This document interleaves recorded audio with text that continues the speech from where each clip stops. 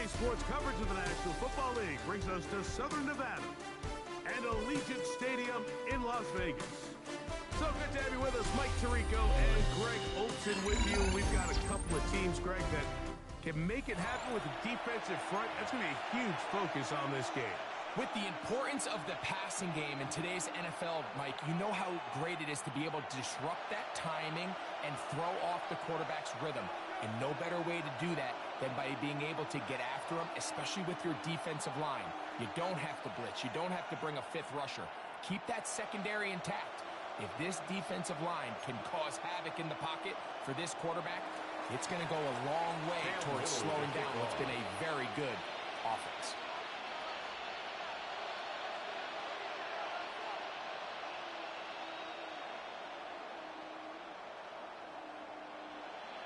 Here is Cam Little, ready to get this thing started.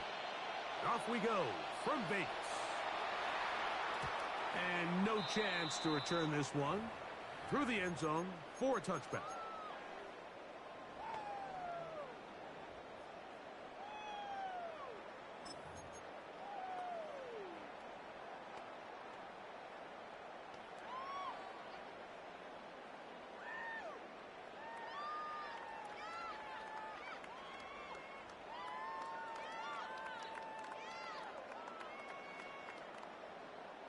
From the 35, it's 1st and 10.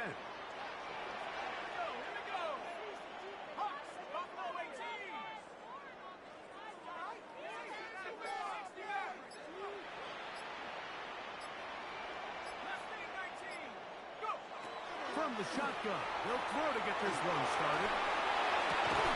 That's going to be incomplete. Very stout there. That's going to bring up 2nd down. Leads to 2nd and 10 at the 35-yard line. 19, Tiger, 18, run, 18, run. He'll drop to throw. Downfield, it's Besh. Still going. And he will go all the way. Jack Besh. Touchdown, Vegas.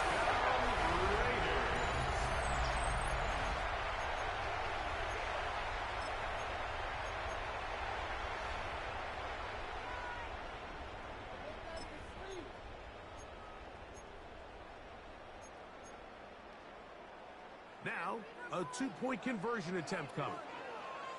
The Raiders will line up for the 2-point to throw. And that is incomplete. Aggressive play here. Score on that opening drive. But they don't get to 2, and it remains 6-0.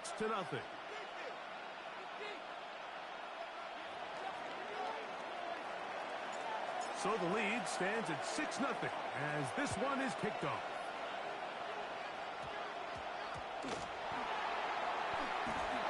He gets buried on the return. Way back at the 10. At their own 10-yard line. Boy, some bulk in the formation on that right side here for 1st and 10. Will be hit as he throws, and that one will wind up incomplete. Could not step into the throw that time. It'll bring up 2nd down. They got there in a hurry, didn't they, Mike? I mean, luckily for him, he saw that free rusher coming and at the very least was able to get that ball out to prevent the sack.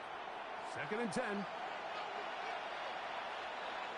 From the shotgun, here's Jackson. Defender draped all over. Incomplete. Good work to body him up and set up a 3rd down.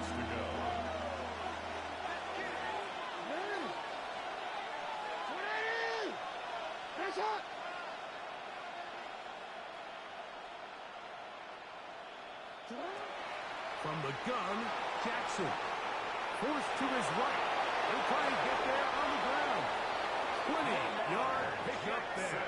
That's good for a Giants 1st down. And the Giants 1st down. 1st and 10 at the 29-yard line. Now, Jackson exiting the pocket right. And he's going to give himself up, but not before he picks up the 1st down. You can see here, Mike, the impact that sending your receivers deep does to the defense. You add so many layers, and the defense has to get so much depth in their pass coverage. It leaves a lot of room underneath, and that's exactly what the quarterback takes advantage. Tucks the ball down, turns into a runner, picks up the first down. 19 yards for the second straight play. They are rolling. Another first down. First and 10 at the 33-yard line. Set to go now on first and 10.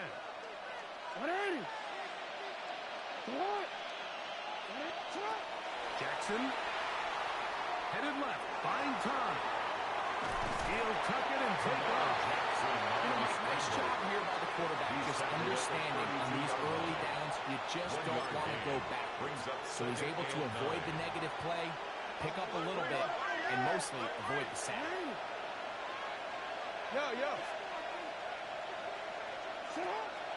Off the play fake. Jackson. That one intercepted. Picked off by the Hall of Famer Charles Woodson. And he's going to bring this one back the distance. Touchdown, Raiders. And that just adds to the start for this one. They walk down the field to get the touchdown, and then the defense joins the offensive party, Greg. Each side has scored a touchdown early on. Yeah, and you just can't draw up a worse start than this, Mike. I mean, not only to allow the opposing team to go down and score on their first drive, but then to follow it up with a pick six. You find yourself in a big hole here early, but do they have enough to dig their way out? This is going to be caught. So it's an 8-point swing. Not just the pick six, but add on a 2-point conversion. Everybody's looking to end every drive with 6, but when you can turn that 6 into 8, man, what a confidence boost coming off the field, and they're going to force their opponent now to start chasing. Whoa! And he's brought down right at the 25-yard line. At their own 25-yard line. Unbalanced look here to the right side on first and 10. Jackson now out to his right. Now he'll air one out. Oh, he puts another ball up for grabs, and this one's also intercepted.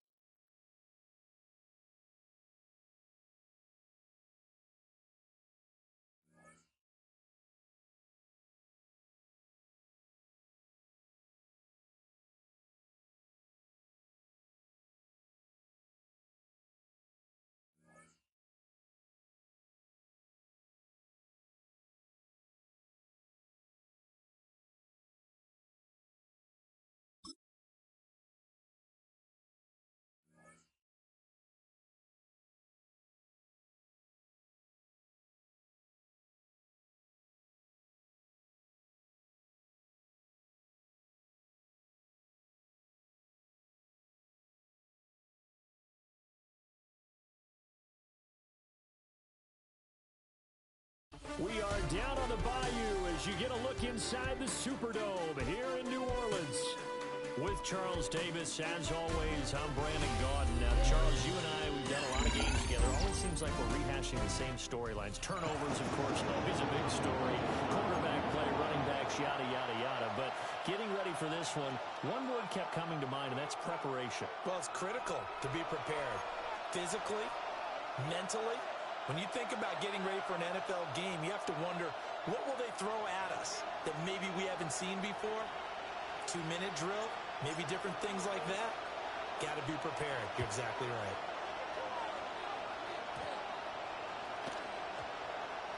Jackson now to return.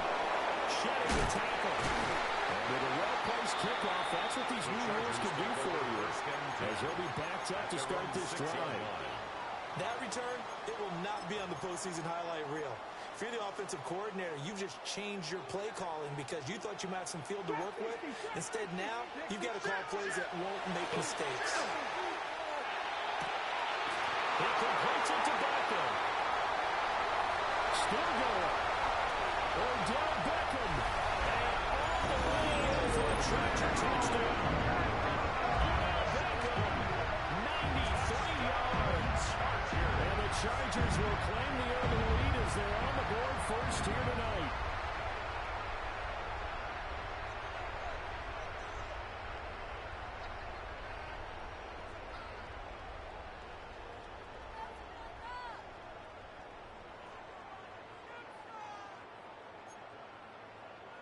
Morton Anderson now for the extra point.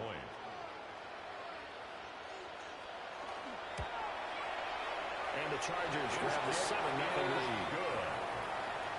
Makes the score Chargers 7, Raiders nothing. Morton Following the touchdown, here's Anderson to kick it away.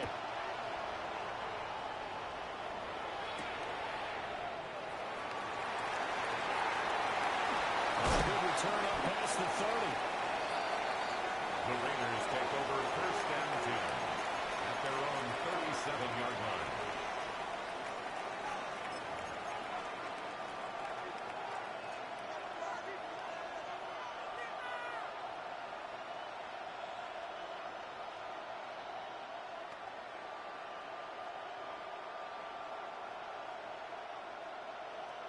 A good starting spot for the Raiders as they come up 1st and 10 at their own 37. 70 Lions. 18, Pioneer. Warriors 17.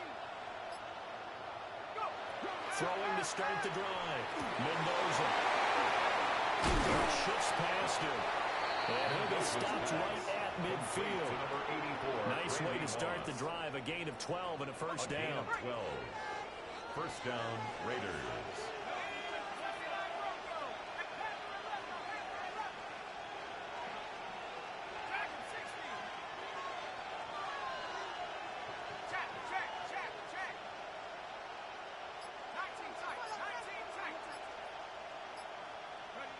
From the midfield stripe, they'll look to throw.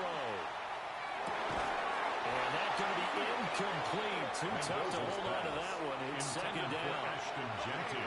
Incomplete. It's now 2nd and 10.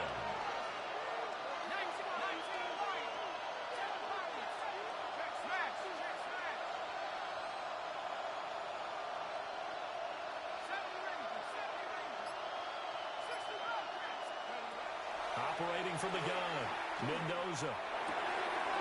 That's complete. Genty out of the backfield. Down the right sideline.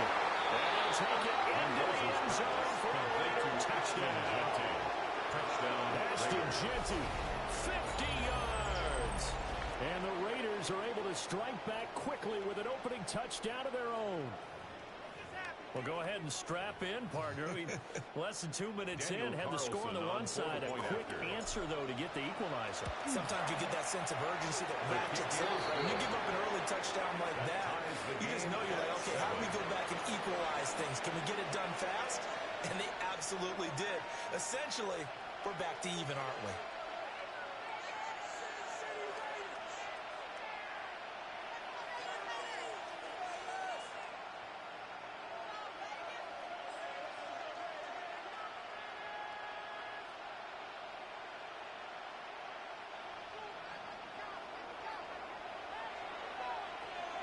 Each team's had it. Each team has scored. 7-7 here as the kick's away.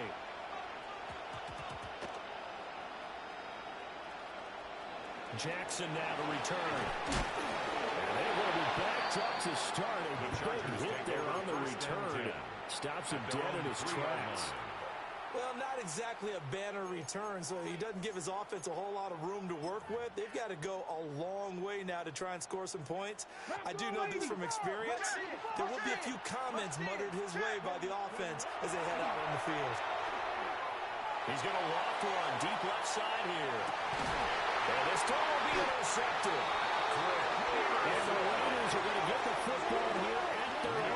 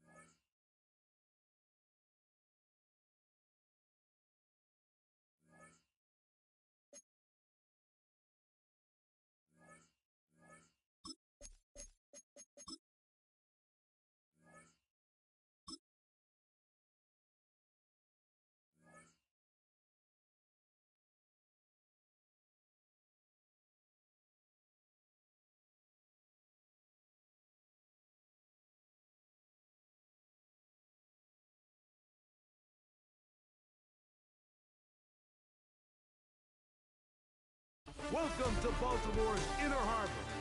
70,000 plus have filled M&T Bank Stadium since 1998, the home of the Ravens. Good to have you with us. Mike Tirico and Greg Olson with you. You know, partner, fantasy football doesn't take into account the guys close to the football, the guys at the line of scrimmage. This is one where our eyes are going to be focused on that battle in the trenches all game long. Mike, it doesn't matter if it's Pee-wee football, middle school football, or NFL football. You can only do offensively what your offensive line allows you to do. I think that's exactly the case for both of these teams here today. They are going to win or lose based on the ability of gaining an advantage in the offensive defensive line. So I think we're going to see downhill run game. I think we're going to see play action pass. And the team that's able to impose their will up front along the trenches, I think that's going to be the team that finds himself at the end of this one coming out with the win. And some space opens as he's brought down following a gain of 6. Here's a 2nd and 3 forthcoming. Brings up 2nd and 3. Come on. At the 17-yard line. Now they'll set up to throw. Rolling right. Now he'll run. And he is out of bounds on the other side of midfield. That is a big play for LA. And even 40 yards. 1st and 10 at the 44-yard line. Crack all 80. Here's Jones. And he's going to be very close to the 1st down marker. Out of bounds after a gain of 9. This just shows why you can't count on just one guy to take him down. He's a powerful enough runner.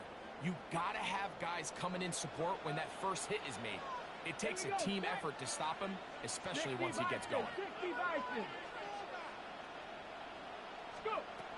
Now this time they'll look to throw. That'll be swung out wide to Jones. And they bring him down inside the 25-yard line. A gain there of 11. First down, LA. At the 23-yard line. Really nice job there, Mike. I mean, he sees the blitz coming and just gets the ball out of his hands. Understand where your outlets are. It results in an easy pitch and catch and move the chains.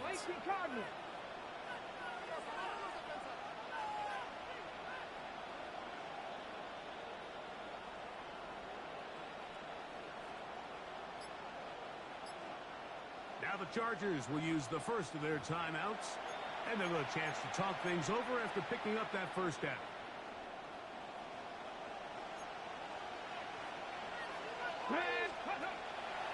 A zone read here, and he's going to keep this himself.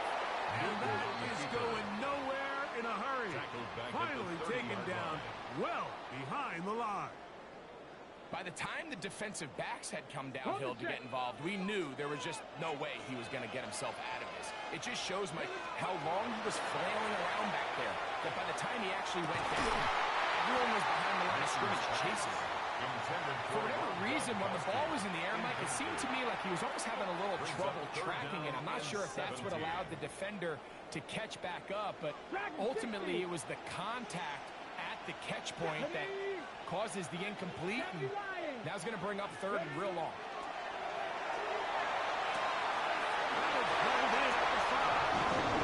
And he will get into the end zone. Touchdown Chargers. Exactly the way they scripted this one. A beautiful opening drive, Greg. Able to find the end zone on the game's first possession. And, Mike, the word that comes to mind looking at that drive is execution, and that's exactly what they talked about all week long. They wanted to come out early in this game and establish an early rhythm, and that's exactly what they did with that touchdown drive. The Raiders take over 1st and 10 at their own 35-yard line.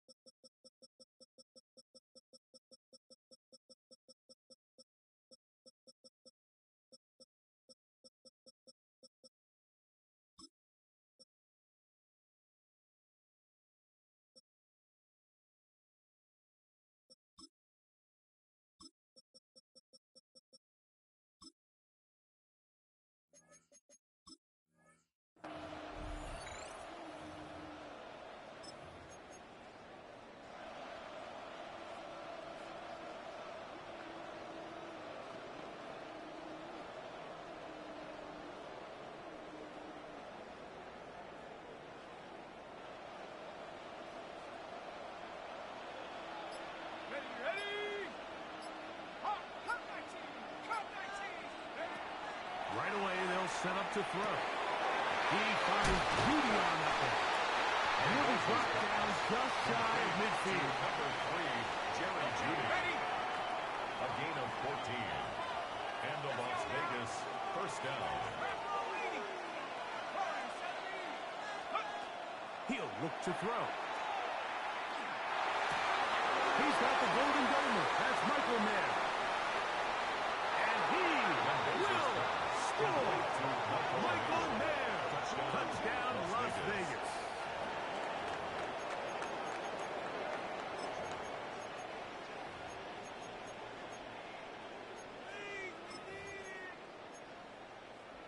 Their head coach, 2 fingers in the air. They'll say no to the extra point. Go for 2. Here we go with Genty. And this play is not going to work. He stopped short of the goal line, and it will remain a 7-6 game. The kickoff team is out on the field, and we're back to it as the kicks away.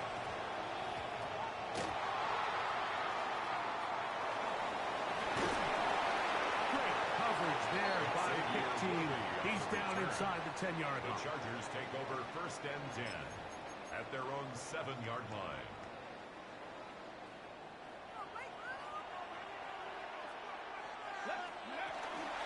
On play action, he'll set up to throw. Down the field, that's Gronkowski. And he is taken down, but not before they're able to get it out of danger. Up past the 25. First down. On the ball, on the ball. First and 10 at the 27-yard line. 18 Cardinal, 18 Cardinal. 60 contract, 60 contract. Back to throw. That's caught by Jones out of the backfield. And he'll be taken down rather swiftly after a gain of just 3. On the pickup. This is one of those throws where you're hoping you do most of the damage after the catch, but give credit to the defense. Once that ball was caught, they were on him quickly, and there was nowhere for him to go after the catch. He'll look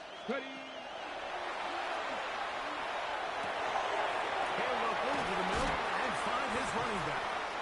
And they'll whistle him down, but not before it picks up a first down after a gain of 7. And the Chargers first down. First and 10 at the 38-yard Put a line. receiver in motion right. A touchdown apiece here in the first quarter of play. A 1-point affair. 7-6 is the score. We'll be back in Baltimore after this.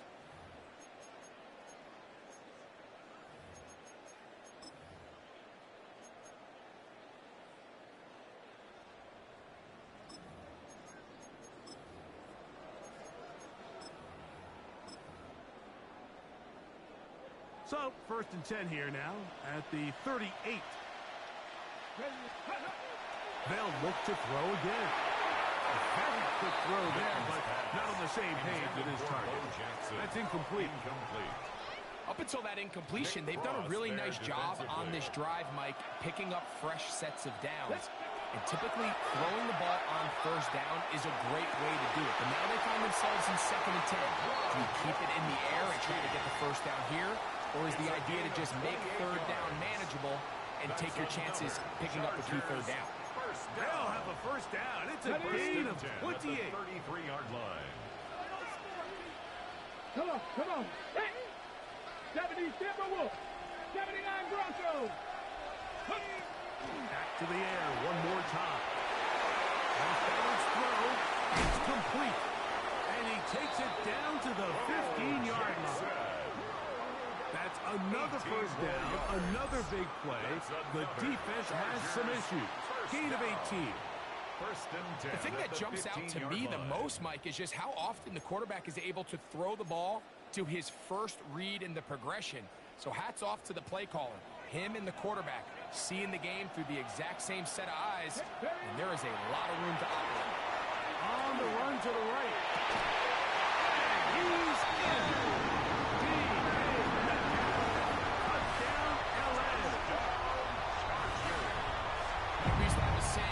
The responsibility of the receiver to run the route through the eyes of the quarterback. And I think this is a great example here. 2 guys clearly on the same page, Quarterback expected his target to be at a certain place at a certain time. He's there, ball's delivered accurately. He's able to pick up the rest with his legs, and that's a big-time connection for the touchdown.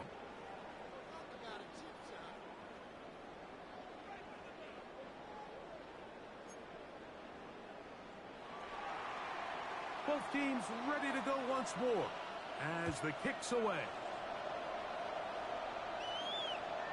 Showing off the big leg. Didn't want to defend a return, so this ball going to be spotted at the 35-yard line.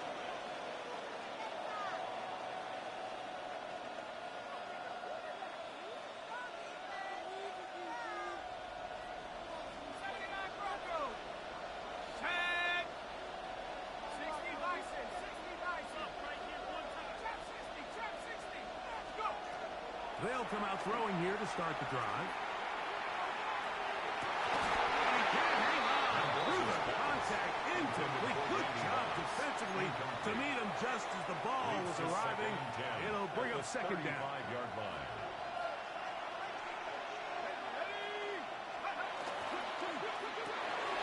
Good throw taken in by Judy. And a good job rallying to the football. Holding just a gain of a yard and sets up third down. A 2-yard gain on the play. And it's third down. 2 minutes remain here in this first half. We'll come back to Baltimore after this.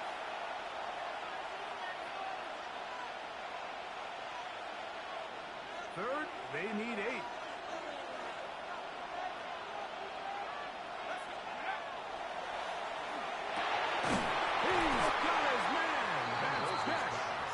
That's his first reception of the ballgame, and it really comes at a good time as they get the conversion on third down.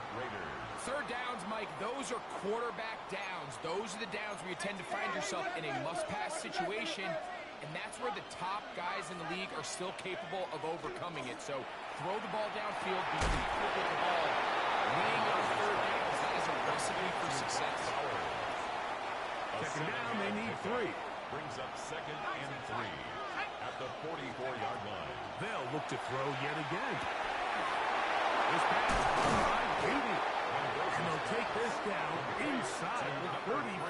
Jerry Judy. That's his third catch of this first half, and good enough for a first down. You find yourself in these 2-minute drills, Mike. They're pretty critical moments in the game. They go a long way to deciding the outcome, so it makes a lot of sense. You start looking for your top target, and he comes through from there.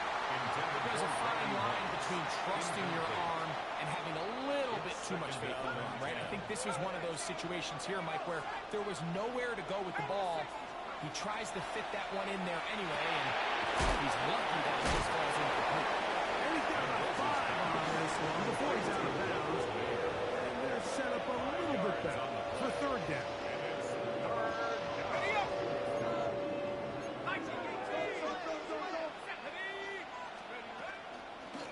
They run out of the gun with Genji. Well, we have an early decision here, Mike. How aggressive does this coach want to be on this fourth down try? I think you got to keep your offense out there. You have a prime opportunity to take the fight to them, extend this drive, and hopefully be able to come away with points. They'll look to throw. That is incomplete. Oh, they elected to throw on fourth and short. It does not work out. They turn it over on down. Turnover on down. On the set. So first and 10 now. They'll start from the 22. Back to throw here to begin the drive. That is incomplete. No way to force the football in there. Good coverage. Incomplete. It'll bring up second down. Brings up second and 10. All things considered, it's actually a pretty good pass. I mean, he puts the ball in a place where only his guy can catch it. But I think he hears those footsteps coming from that nearest defender, and he's not able to secure the catch through contact. And more. Past the 45. Still going. And he's going to go all the way. An electrifying run. 78 yards. Touchdown, L.A. The kicker put 6 on the board. Mike, some of the hardest elements to coach for a running back is vision and patience. And in this case, you saw both of them on display, and he's able to take the long run all the way to the house for 6. The Raiders take over 1st and 10 at their own 35-yard line.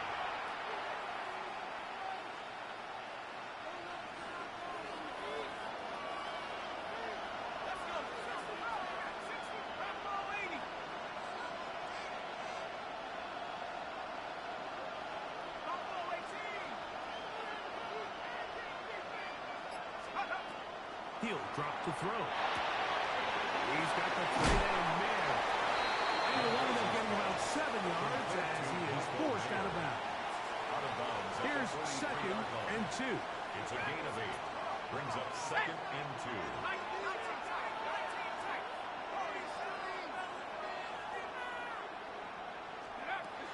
Shotgun snap.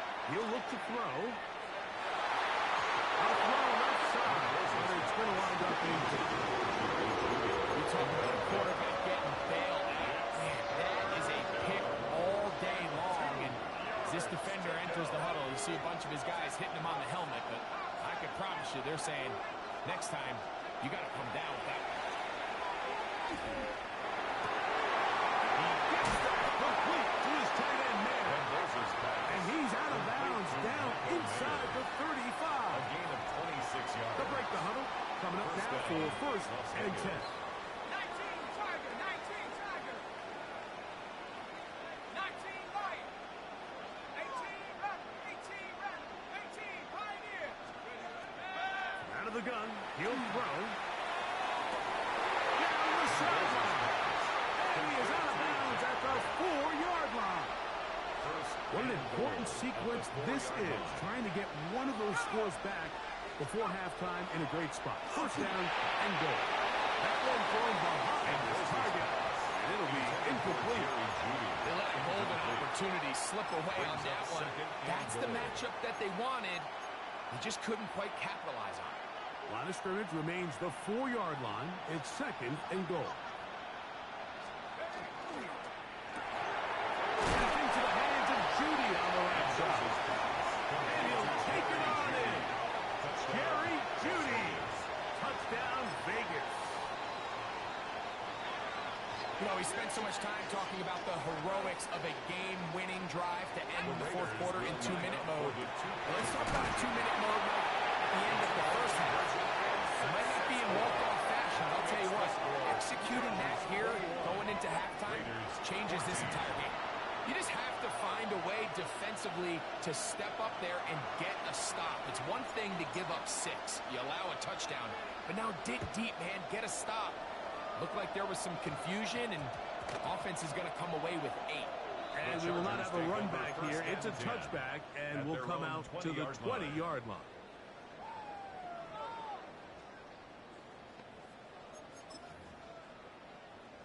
On the jump. The drive begins at the 20. Here's 1st and 10. Now the Raiders going to use the first of their timeouts, and they'll get a chance to catch their breath over on the sideline.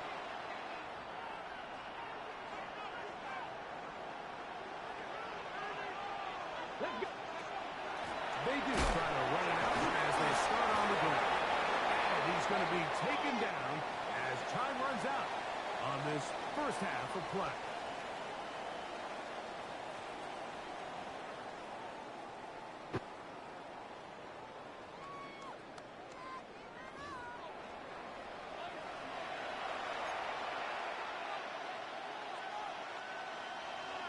Pretty interesting 1st half. We'll see if any strategy changes for the next 30 minutes or more as this 2nd half gets underway.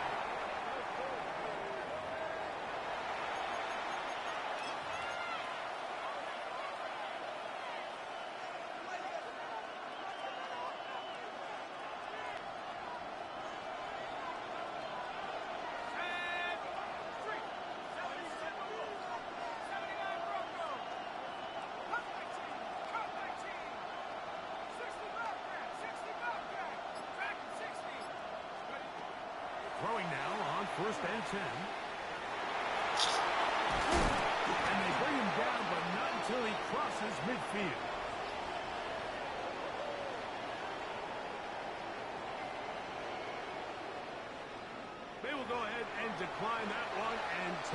the 2 points.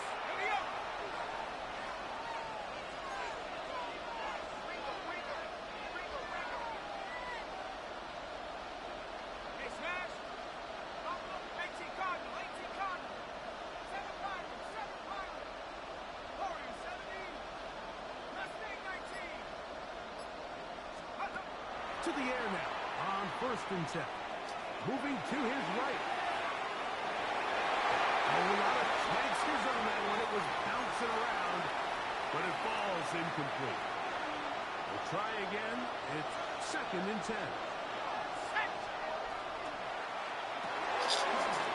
That one is complete. Appreciate you being in that cover 4. Appreciate it. After a big 2nd down pickup, but we do have a penalty marker on the field.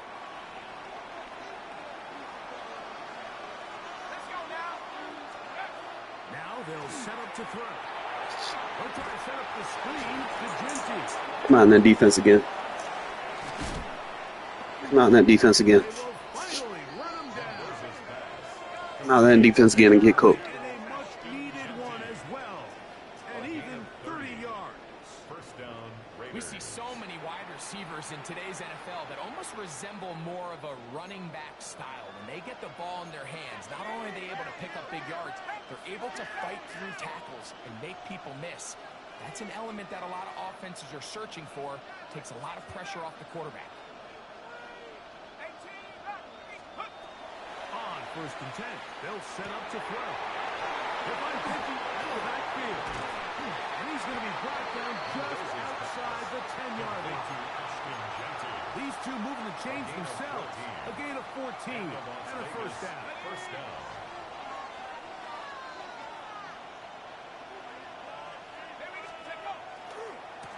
On the handoff, this is Genty. He's fighting to get back to the line of scrimmage, but can't get there. Dropped for the loss of a yard.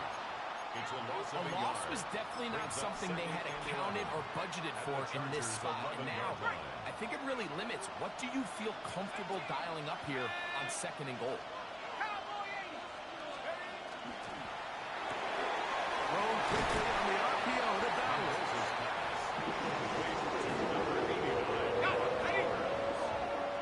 A 5-yard pickup on the play. And it's 3rd down. To the goal line and in. Randy Moss. Touchdown, Raiders. Las Vegas.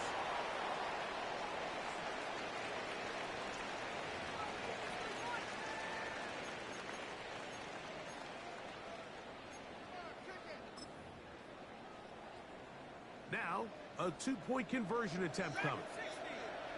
The Raiders will line up for the On the 2-point zone read, conversion. he'll keep it himself. And he will get in for the 2. They open up the bag of tricks on the goal line. And add a pair of points.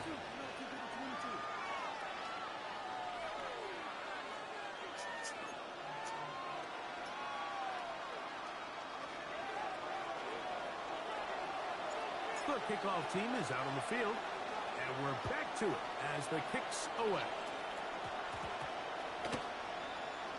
It's Xavier Worthy on the return. Wow, they are hitting now. Been a tight game, and he takes a big shot there on that return. At their own 7-yard line. Ready? 18, 5. Right away, they'll set up to throw. This one broken up. It's incomplete. The defender right there with him. It brings up 2nd down. Brings up I got 2nd high and standards 10. for offensive players, but in this case, Mike, I think I'm giving all the credit to the defender. He timed that one up perfectly, and what could have been an easy play ends up as an incomplete. Get about 6 before he's taken down. Here's a 3rd down and 4. 7 Pirates, Makes it 3rd and 4. He'll look to throw. That one too far out in front. It is incomplete.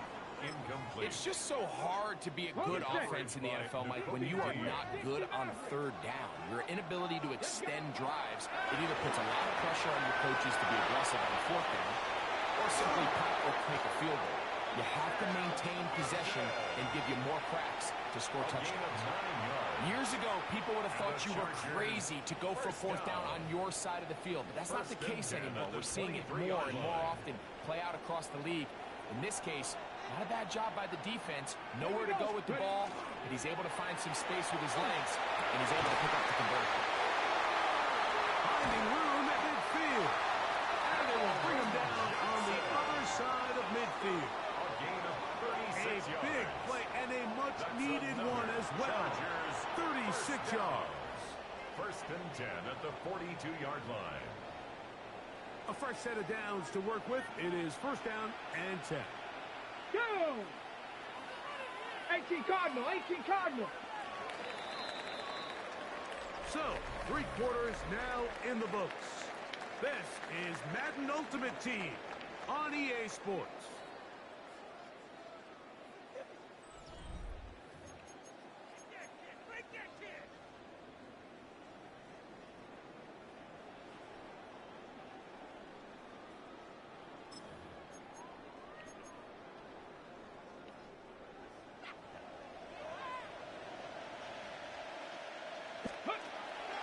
To throw here on first down. And that is incomplete.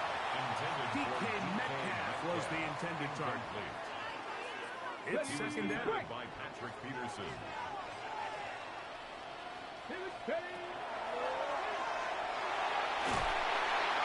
Just trying to avoid the rush there. He's hit as he threw in the pass. It is incomplete.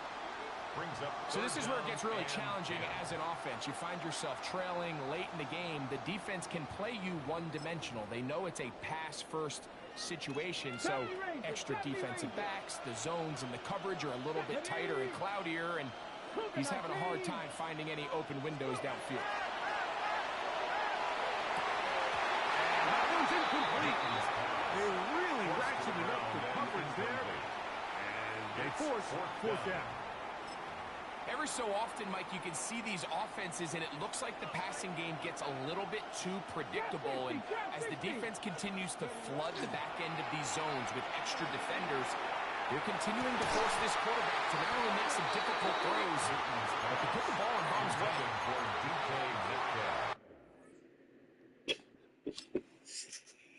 Yes, sir.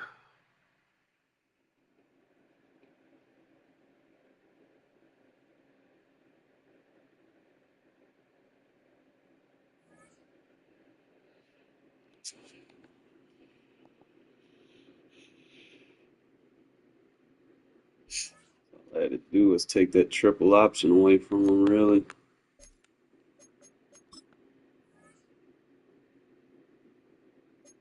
While I do this, I'll just kind of wait and see if they slowly start adding those 192s in.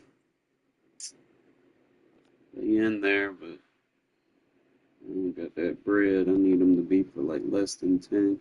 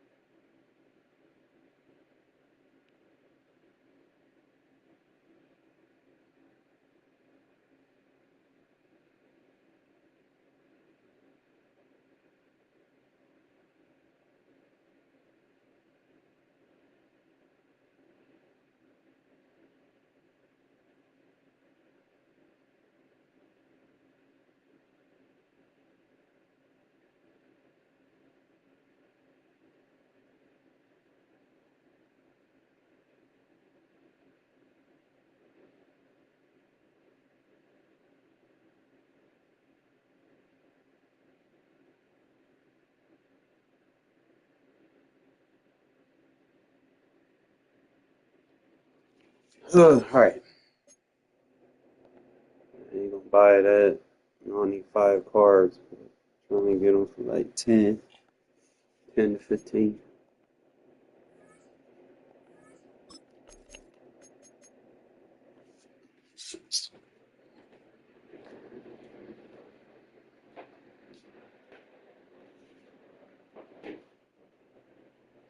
Need some defensive tackles too, man. Especially if I'm gonna run that 3-3.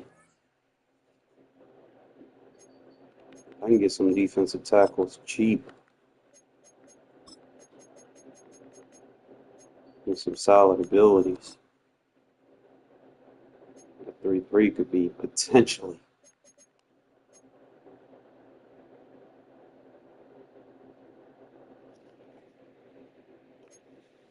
It's going to come down to what they're costing.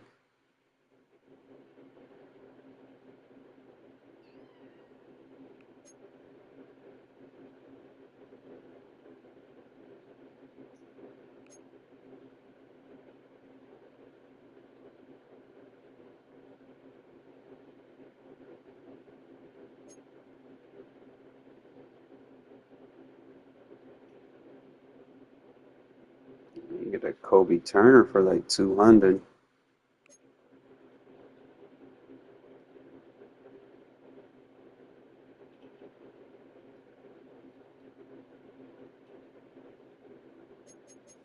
'95 champion.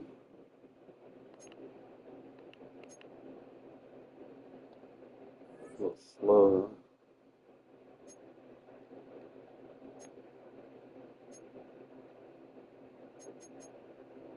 Got Dexter.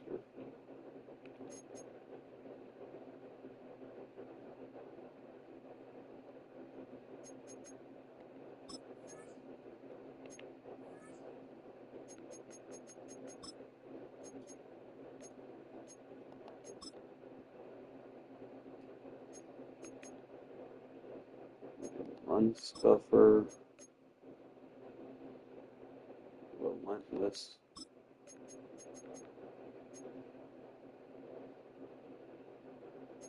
One thing that sucks, he's a nose. I already got a nose.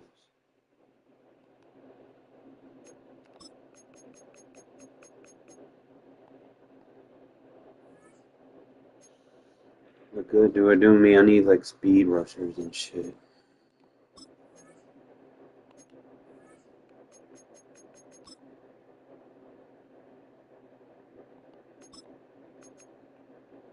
Put Colossus and Relentless on all of them. With double or nothing.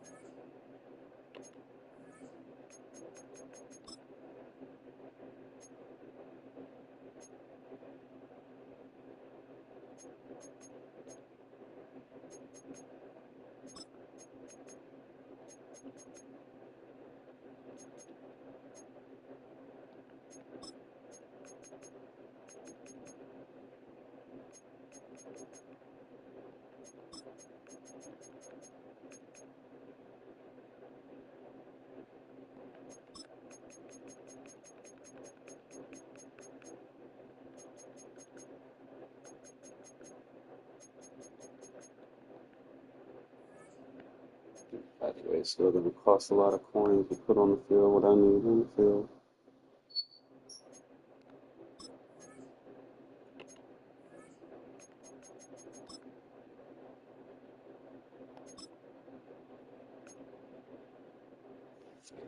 Definitely would want the run stuffer on all of them. That's like a must-have for your D-line, I'm going to be honest. Because it's like no insiders, no outsiders. So it helps cancel out a lot of secure protectors. I mean, even though it won't work versus a secure protector, it kind of just like cuts even.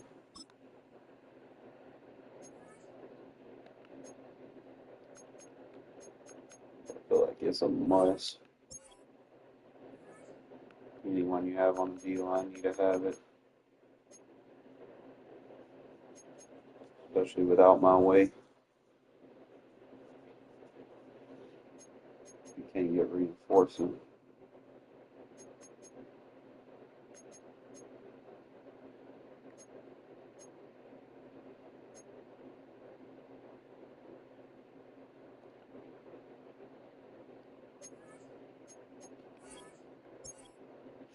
Might rebuild him. I mean, I'm already gave him like run stuffer.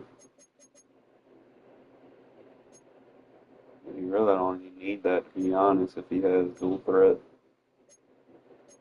and reinforcement. I don't think he needs run stuffer. He has those. Probably.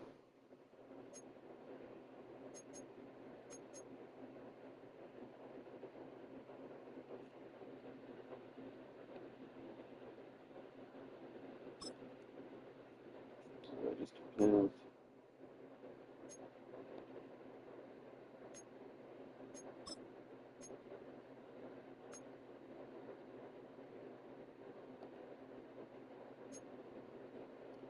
You can probably give him universal, but he has disrupt catches, so he doesn't need. I can give him Colossus.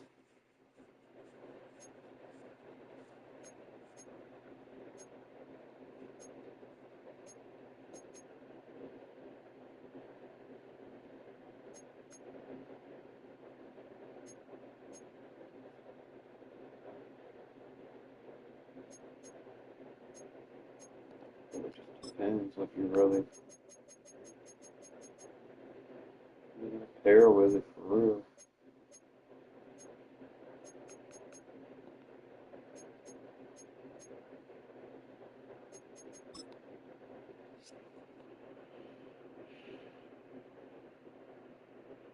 Got reinforcement, dual threat, so we don't need run stuffer. And probably just getting the avalanche for free.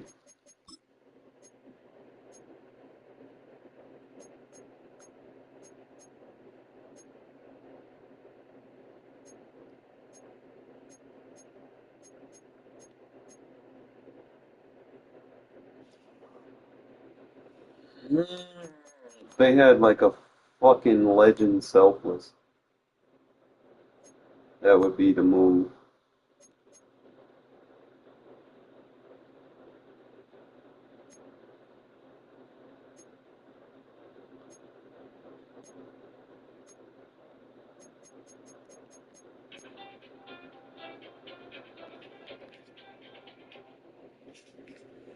Sacks or tackles for loss.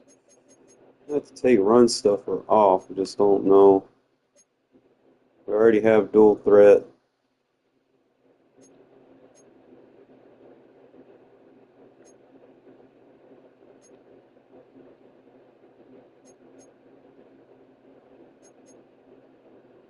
It's like an edge threat elite if you compare it with unstoppable force.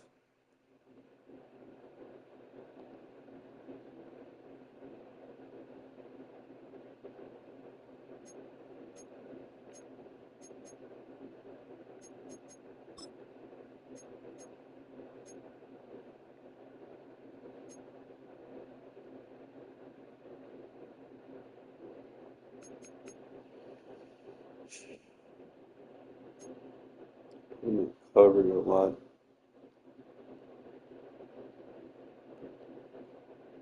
You don't get double teamed as a linebacker, so that's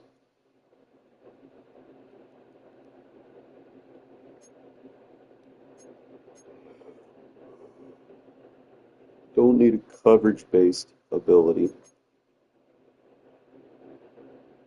And because I have reinforcement, I don't need run stopper. So I'm thinking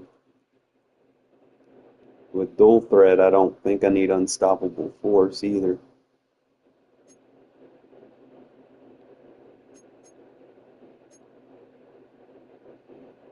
So you can either go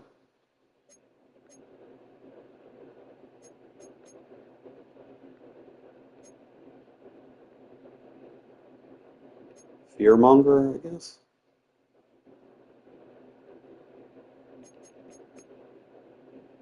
Or give him the free avalanche.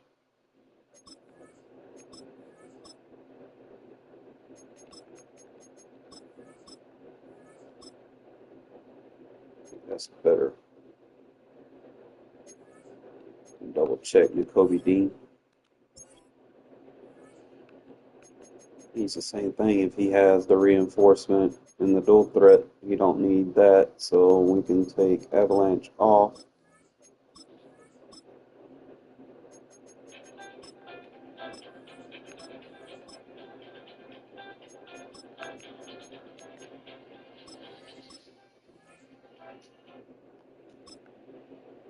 Put it there. That'll give me X factors.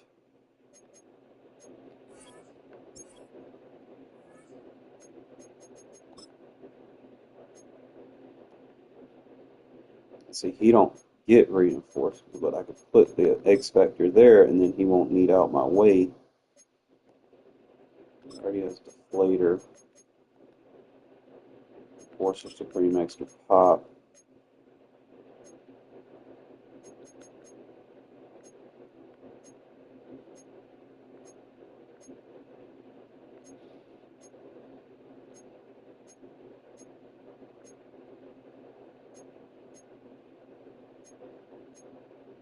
Need no KOs.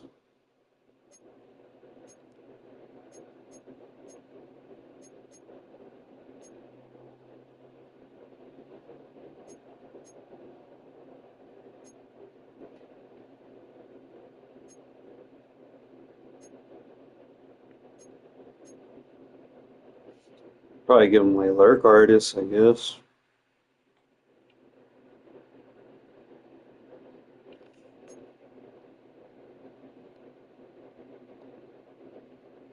He already has everything else. I could probably get, but that'll cost 2 AP. Any X factors that don't cost AP. If I can get a selfless, if they had a legend selfless, bro, I would be all on it.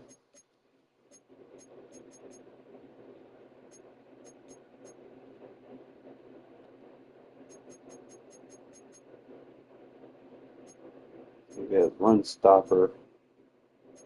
I don't need run stopper if he has reinforcement. I can take that off. So he has what? Bottleneck, avalanche. He already has avalanche reinforcement.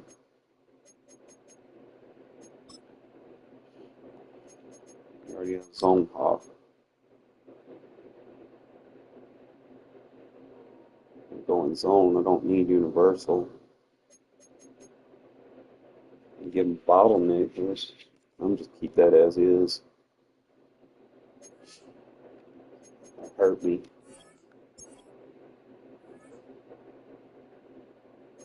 He got no coverage.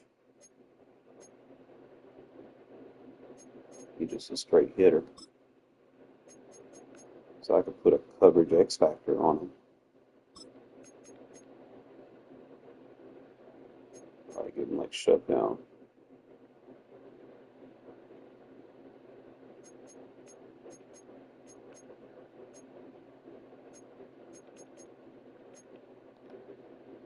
See, he can get unstoppable. So that would be good for like my big nickel. If I can get a safety in big nickel, I can put unstoppable force on with reinforcement.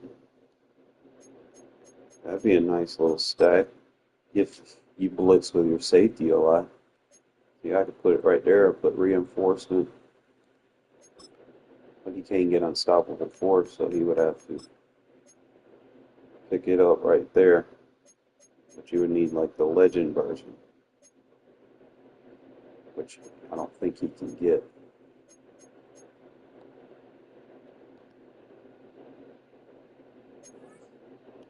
So I mean, while he's good, he's not great. He's just He's just there. The only thing he gets is the zone hop. So I mean, it costs 4 AP. I decided not to do that and just gave him lurk artist. If there's something else that I could probably give him, like, you got Avalanche. He's not really on the field enough for me to just put an X Factor on a backup player. Some of these guys are going to have to get cut too, because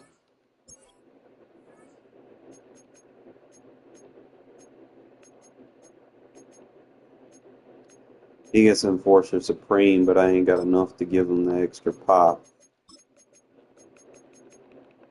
And he can only get, like, certain legends.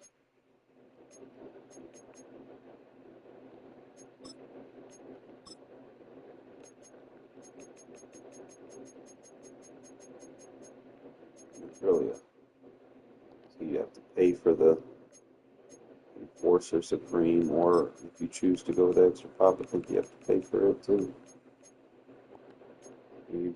Either way, you're down to you have to spend it.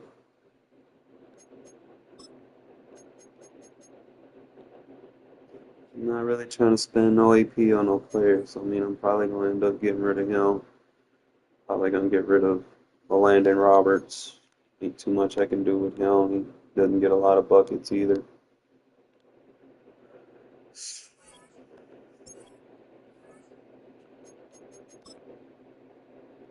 I mean, I'd have to spend 3 and get the extra pop, Enforcer, and out my way. But he be getting pancake, bro. Like, even without my way, boy, I just be getting fucking thrown on the ground. I'm like, well, I'm thinking I'm probably going to end up cutting a Landon and let Tommy take his spot right there. And then I need to get another linebacker to fill that void. Because I want to use Quay more as a guy that I can put on the line. Because Oway's more of just like, I only built him to be a pure pass rusher. I don't have him designed to be covering passes. He's straight get after the goddamn fucker, you know.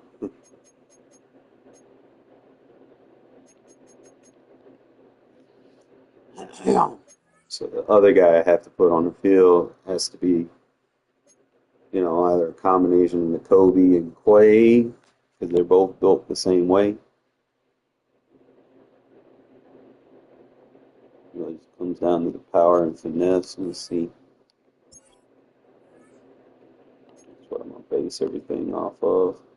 But I'm probably going to need a strategy item. So he's a 92 power, 95 finesse.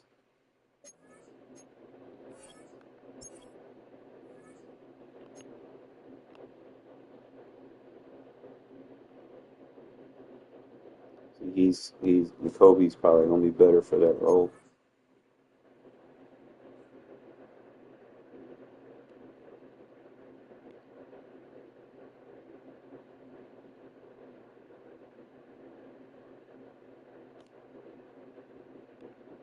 General has more stats to cover all of that. Want to put Eichenberg there, but he doesn't have the ability buckets necessary. Probably build him to be that way. I don't know.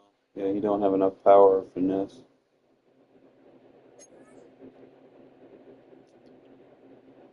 So it'll be like Nicole Dean.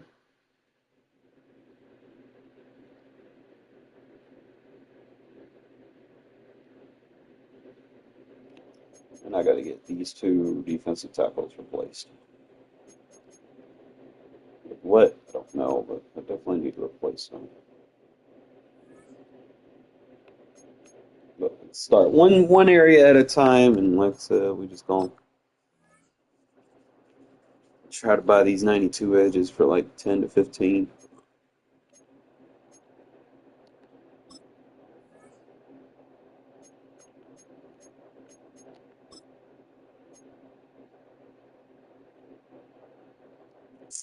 He's not trying to do that. 3 of them might be broke if I bought them at that price.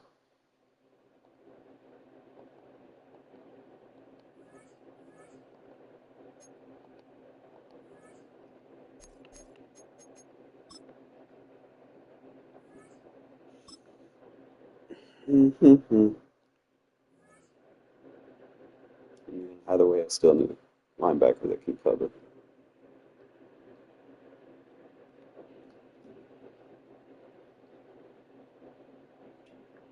What's up, Jack?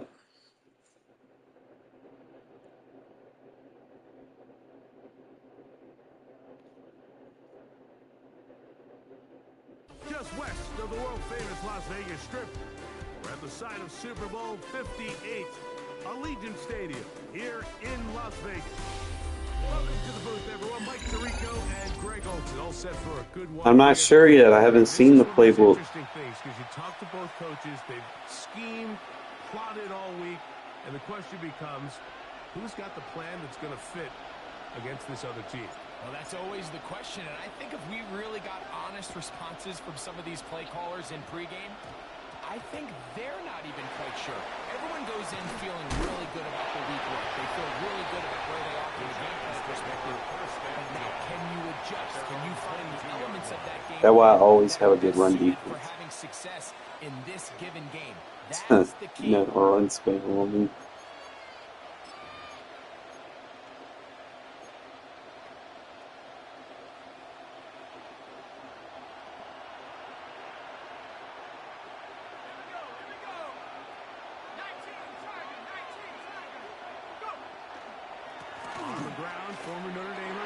Get off the block. I'm trying to get Jared Burks.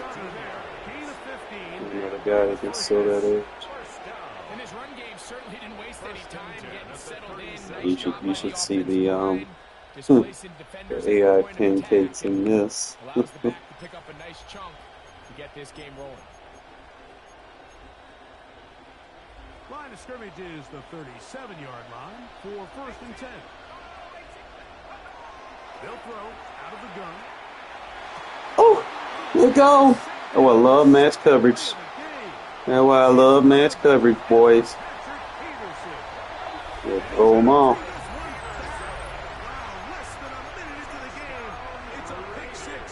You think something open, and then so them bitches react to the ball. And the defense comes up with the first points of this one. It is a pick six to make it a 6-0 lead.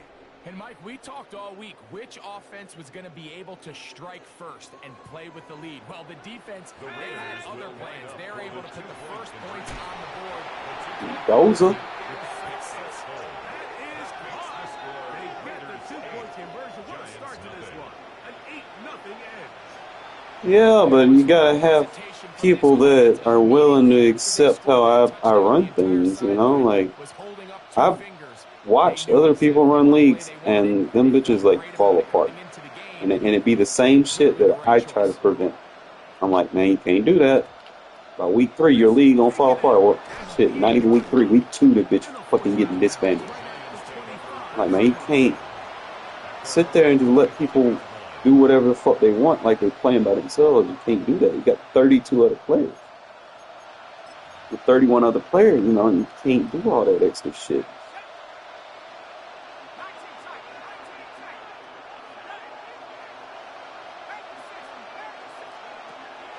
Right back to the air following that pick six.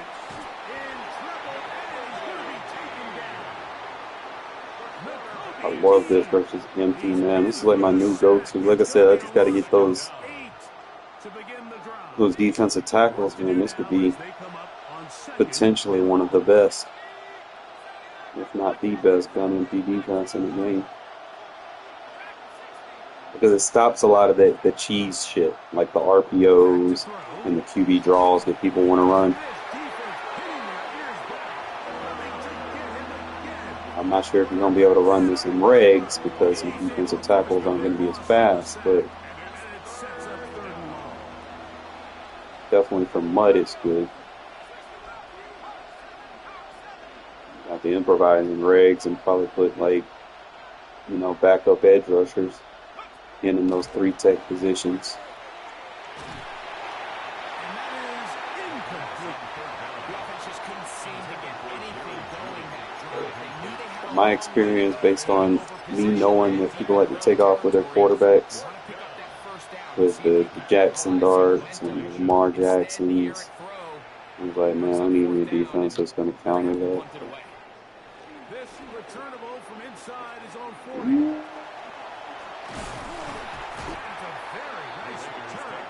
He's given the offense a short field. 34-yard line.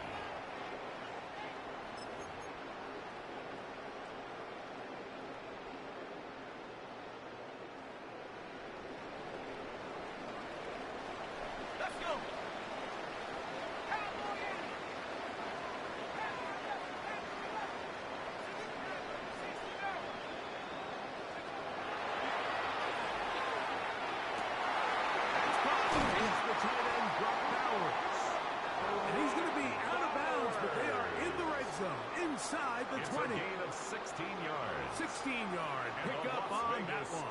Good first for a down. Raider first down. 1st and 10 at the 18-yard line.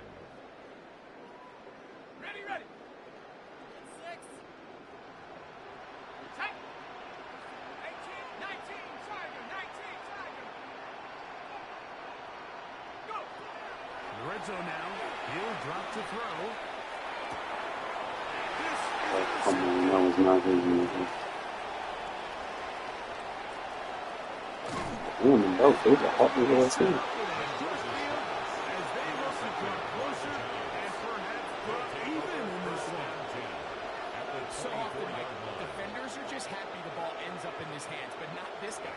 I mean, the catch was one thing, but then the party really got started. I mean, look at this return. He gets one block. He gets another. He's got teammates springing him all over the field, and this offense is lucky.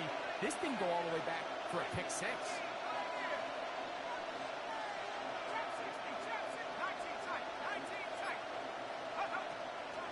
Throwing now from the gun.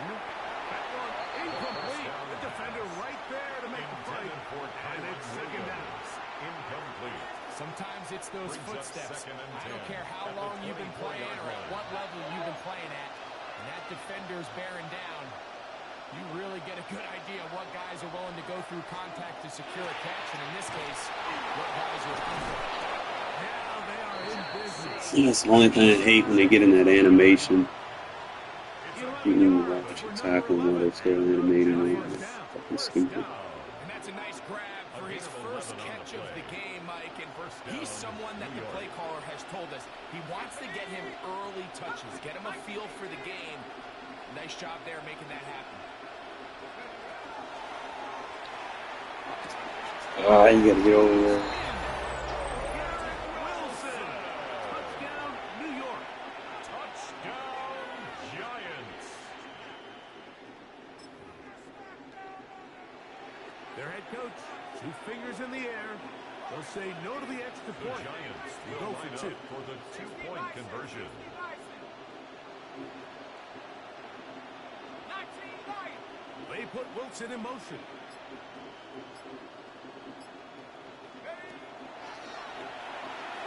Yo, that should be offensive PI. Hey, Points man. here in the half, but they got him. And we are tied. Chase McLaughlin So all set to even kick at off. 8 as this kick is sent airborne.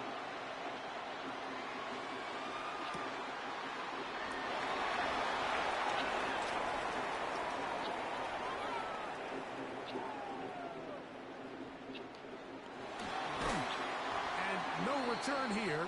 The This is a Raiders take touchback. over 1st and 10 at their own 35-yard line.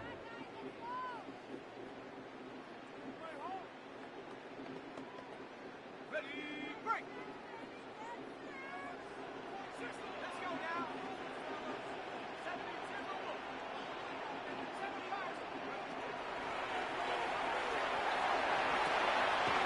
He's doing duty on that one. And he's brought down after a gain of 6 on 1st down. Jerry Jeudy. From the 42-yard It's a line. gain of Here's 7. 2nd Brings and up 3. 2nd and 3 at the 42-yard line.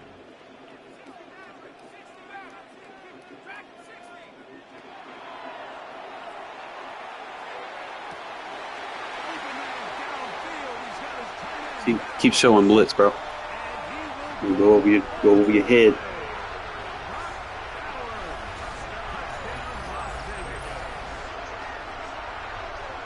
What a luxury to have in an offense, a tight end who can take it down the field like that and take it the distance. Shades of Greg Olsen back in the day. Well, I appreciate that, Mike, but I think it's clear by now that we all know what's the most impactful position on offense. It's the tight end. If you have a guy like this who can not only Judy supposed to catch that. I gotta give him red zone cut or something. the field for these big plays, man, you got yourselves a weapon. It's a stack short of lead on it or something. Gotta take deep or lead off.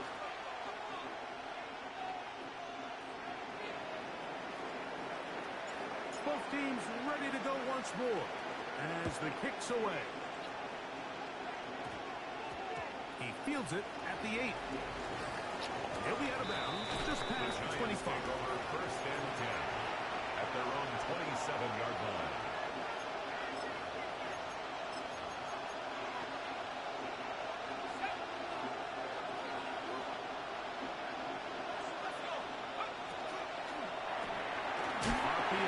Love reinforcement on my corners. The way they can't block me with RPOs. Brings up second and 8 at the 29. Here's second and 8.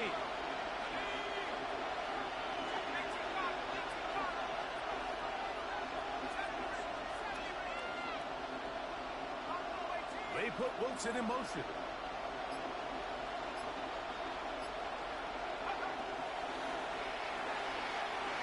Going deep downfield for Judy. And that ball out of reach toward the sideline. It'll be an incompletion. They've been a little up and down in this first half. I mean, they have less than 80 yards of total offense and halftime looms. So missed throws like that, those are missed opportunities. They've got to hit the plays when they have them if they want to have a chance to leave here with a win.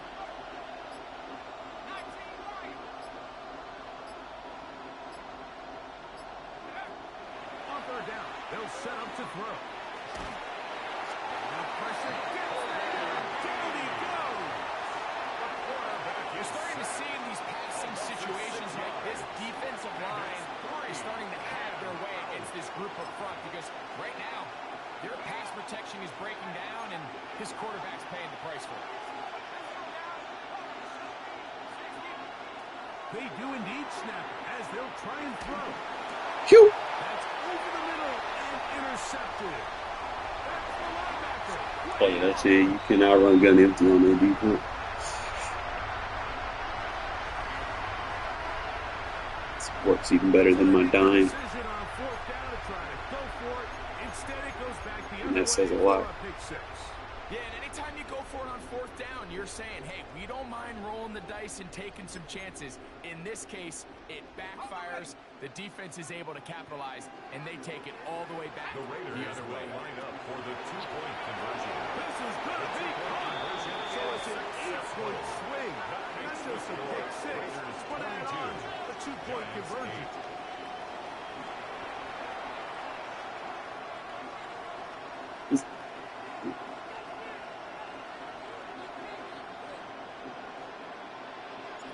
The kickoff team is out on the field, and we're back to it as the kick's away. That ball going to hop into the end zone. The Giants take It's a over touchback first that will and come 10 out to the at their own 20-yard line. 20-yard line. This ain't the MCS player does, is it?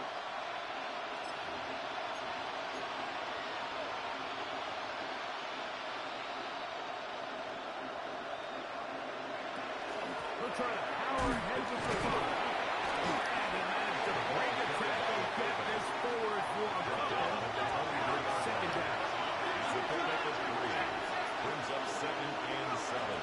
Here comes the blitz as he looks to throw. He is hit.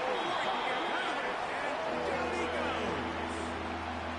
The defensive coaches, they preached all week, Mike. They have to have relentless pursuit of this quarterback when he tries to extend the play.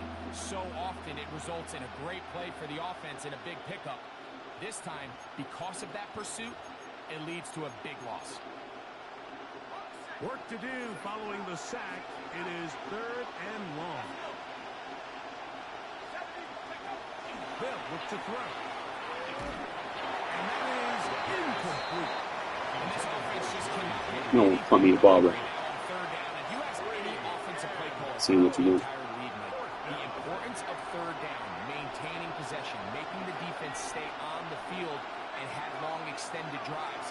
It is critical to not only scoring points, but ultimately winning in the NFL.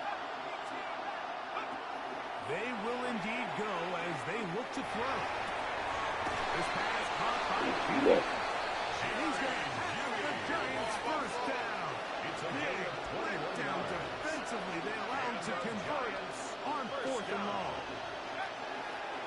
He'll drop to throw. Right back to Judy. He's got it again. And he's going to be dragged down, but not until he's inside the 25. And the Giants here will use the first of their timeouts. They get the stoppage with just over 50 seconds to play in this first half. A gain of 45 yards. So they come to the line for first down and 10. Back to the air one more time. He's going to go down yet again. He has been under fire all game long. A 10-yard loss on the play. It's 2nd down. They bring Judy in motion. Boom. Oh, you kiss him. Business now. He is out of bounds inside the 10. 5 yards on the play. He's got a touchdown on the books from earlier, and that catch gets him a first down. 1st and goal, New York.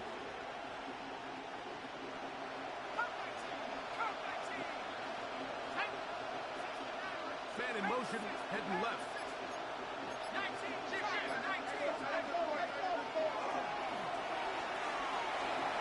Rush to his right. Oh, he goes knock that out, Wilson. On the scramble. George Kittle. Touchdown, New York. What a big play, a little unscripted there. Greg, that is what tight ends do so well. Hey, you lived it.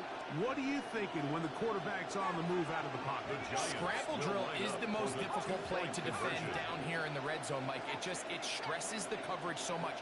When you snap your head around of your designed route and you see your quarterback has gotten moved off his spot, now it's just scramble rules. Stay in phase. This offensive line just has no answers right now. It's another set. So they decide to put the ball in the air, which I don't mind on this 2-point try, but execution was just a little bit off, and it's not going to work out in their favor this time around. And that one is through the back of the end zone. It is a touchback. 10 at their own 35-yard line. From the 35, it's 1st and 10.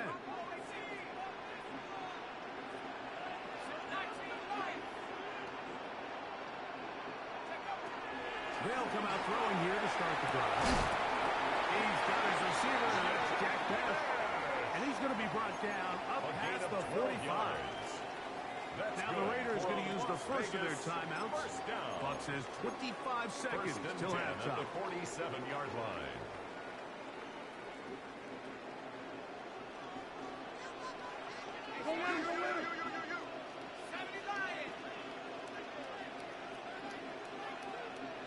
Out of the gun, he'll throw. Fires left sideline. That is complete. Trying to get to that pylon. Not there, but very close. They'll mark him out It's a at gain the of 1. 52 yards. Now a timeout. Giants. That is their second.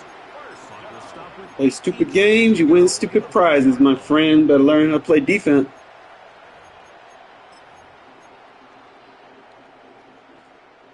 Well, here's the chance to cap off a great half. They have it 1st and goal. Play stupid game, win stupid prizes.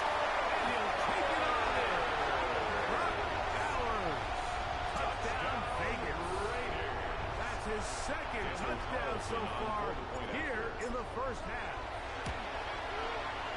Carlson's kick is good. And the Raiders add on one more as they extend their second quarter lead. Halftime, coming close, and not much time left as this one is kicked away. He'll return this from the 10. Oh, he's got room past the 30. And he'll be out of bounds on the return. And the drive will begin there.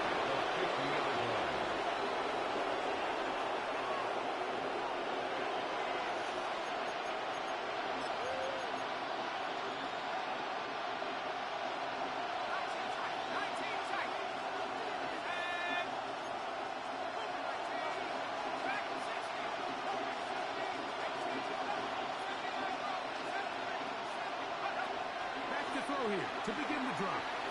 That's going to wind up incomplete. Not much time remaining. Time for one more snap here in this first half. Second and 10.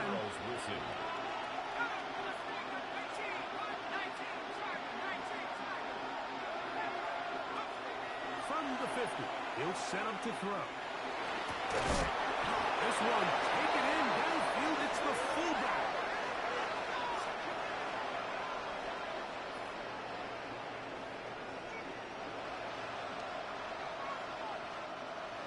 So, one half in the books. Second half coming up. You're watching the NFL on EA Sports. Chase McLaughlin set First to half kick played off. out a bit as we expected. We'll see if there's a surprise coming up. Both teams set to go, and the second half is underway. This will be taken at the goal line, and he'll return it. A very good field position to start as the return is past the 40. At their own 41-yard line.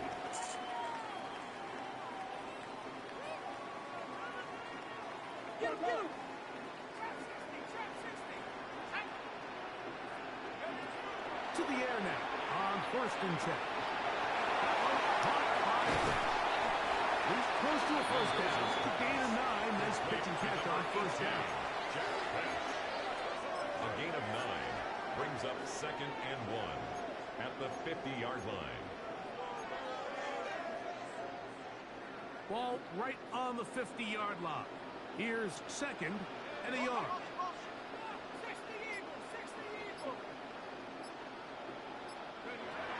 Now they'll set up to throw. And left side, it's caught. I will leave Moss one-on-one, big dummy.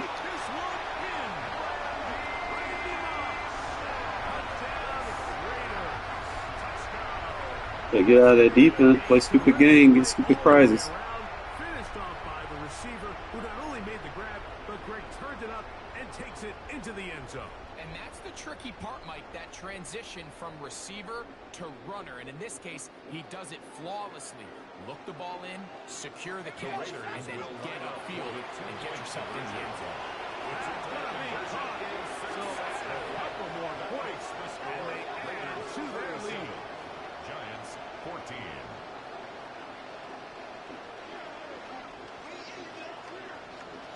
Both teams ready to go once more as the kick's away.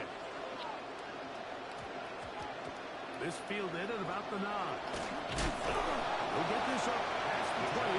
That's where they'll set up shop. At their own 22-yard line.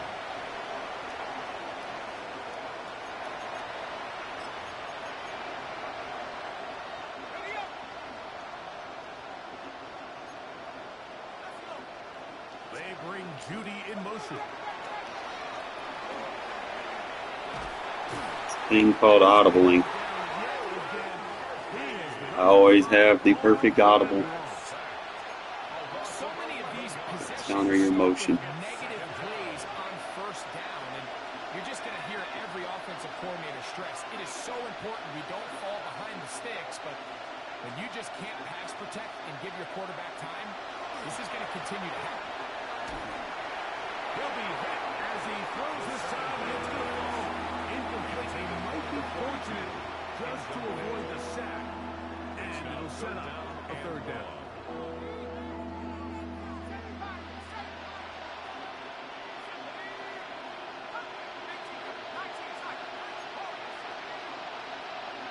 Kittle is the man in motion. Wait for the pick here.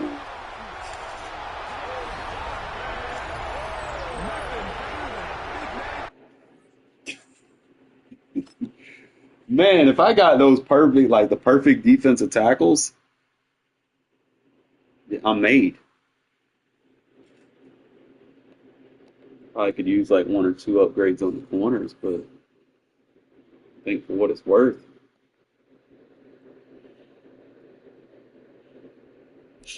I could induce more pressure with that. And I think getting defensive tackles is cheaper than trying to get two edges. But I mean, I'm close to getting one edge. But you keep coming back here checking and see if they drop in price. I keep buying them every time they're like 12,000 or so. Especially those team builders or whatever them things are.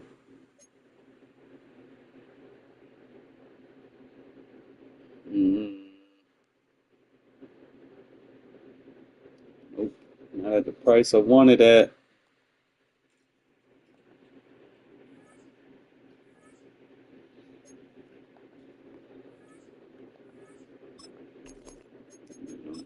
Might get desperate and buy them, but not right now. I'm doing good without it.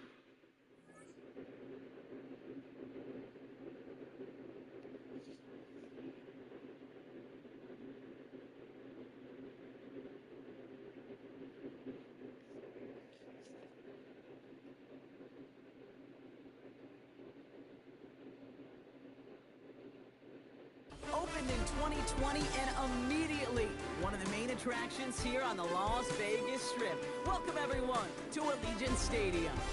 Welcome everybody to the booth. I'm Kate Scott, joined by Brock Heward for this game. That's one thing, man, for like next year, man, make sure that any defense you run, you've got cover 6 in there. I mean, you ain't going to be able to do that in base. Base, you'll have to flip, but you're running like a nickel and a dime. Well, dime doesn't really have a lot of it. Definitely do nickels, but that way if they start doing motions, boom, you audible to the other one, and it counters what they're trying to beat. Patterson now to return it. They're going to bring him down as he gets it to the 33. First and 10 at their own 33-yard line.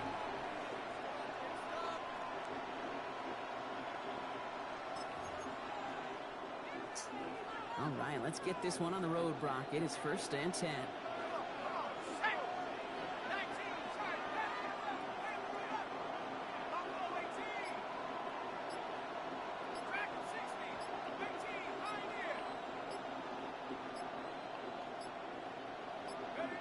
Looking to throw right away.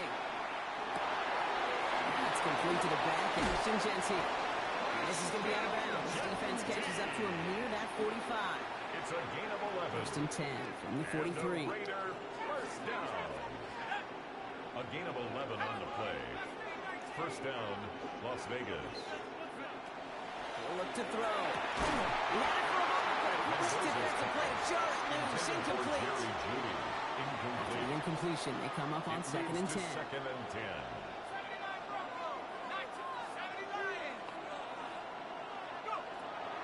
Now looking to throw. They'll cross the 50 and start pushing onto the opposing side right field. Third and just 2 to go. It's a gain of 8. And it brings up third down.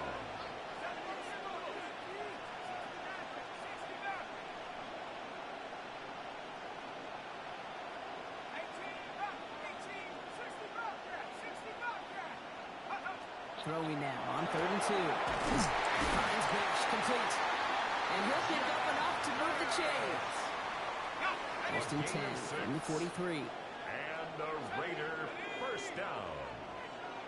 First and 10 at the 43-yard line.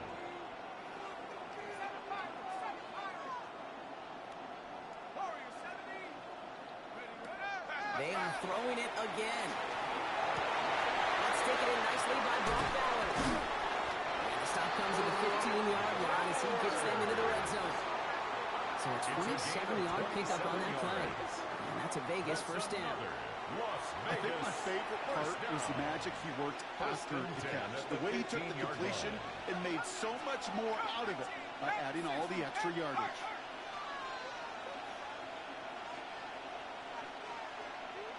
Slot.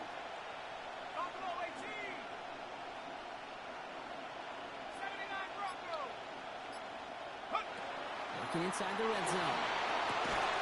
That one is incomplete. Couldn't hang on through the contest. Intended for Jack. Targets have far less room to work in this red zone, Bronk. But down this close as a former quarterback, I'm just going to assume you got to feel like he should have been able to hold on through whatever.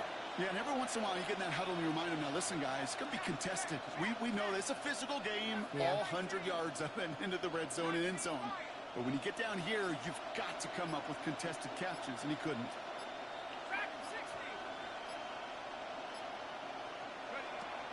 He's going to throw it again.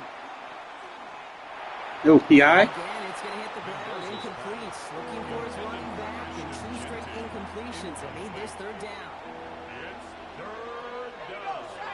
And 10 yards to go.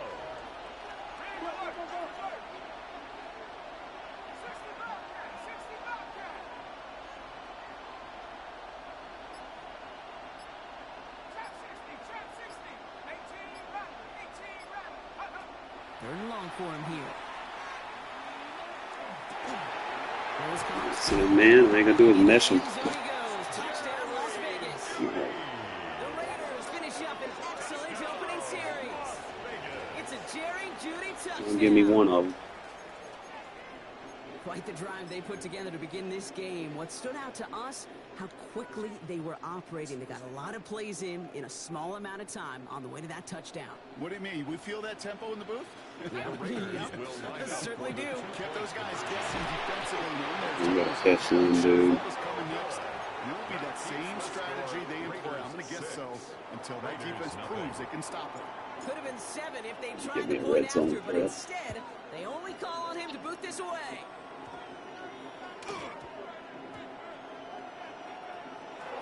What a safety. A safety, yes sir. Got my 2 points back. Well, I don't know if I've ever seen this before, partner. The first time they touch the ball, Special teams are pivotal, fellas. it ends up as a safety. Somehow, some way. How about we just call it unfortunate for one side? But I tell you what, if we get a safety on the first touch of this game, I can't wait to see what we're in store for today. Special teams are pivotal. Oh boy. Shifted into a different gear and began that foot race up the left sideline. You could tell this return was already getting out of hand. And what a gift for this offense. Who now gets to take over. A lot of the work in the field position already done.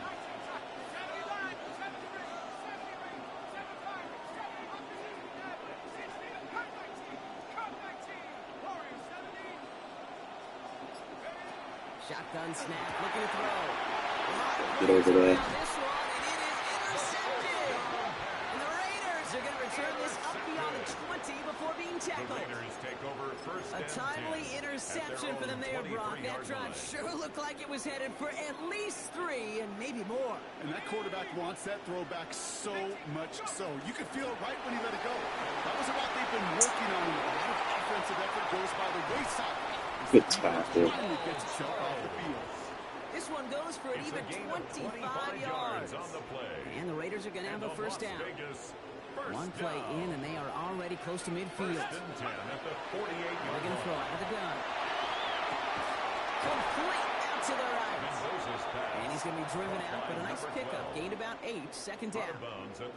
That is a textbook first down completion. Sets up second and very manageable and creates space to take that shot downfield. Is back. And he's able to get this down to the 36. That play goes for 8 yards, and it keeps these drive moving. I'm sure coach and play caller doesn't mind making the job a little bit easier. You know, play calling's a lot simpler and easier when you count on the offense to move the chains on those early downs. Inside the 25. And that is a touchdown. The Raiders pick it off and get points on the ensuing drive. That's just simply the difference-making edge that these elite running backs bring to you. A lot of backs can get you 10 yards, 20 yards. If they come out with a speed boost glitch for the defense, then they wrong, right? You need to fix that shit. The Raiders kicking team is out there, and they'll boot this away. Okay, well, that one's over the 20, the landing zone, and almost everything else we got here today. So that football coming out to our 35-yard line. Good starting spot for the Raiders as they come up 1st and 10.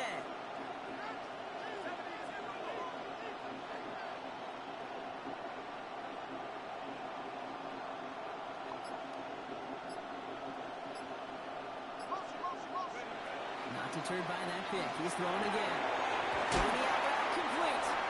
And he's going to be a yard shy of the first as they force him out to gain a 9. I know I can sound like a broken record when I talk about timing and getting the ball out on time and on rhythm, but these outcuts, it is so imperative, and the best of them make it look oh so easy. It's the end of the first in this AFC West showdown. 8-7 the score. We'll be right back with more Madden Ultimate Team after this. We should be able to skip this screen. We got time for all that.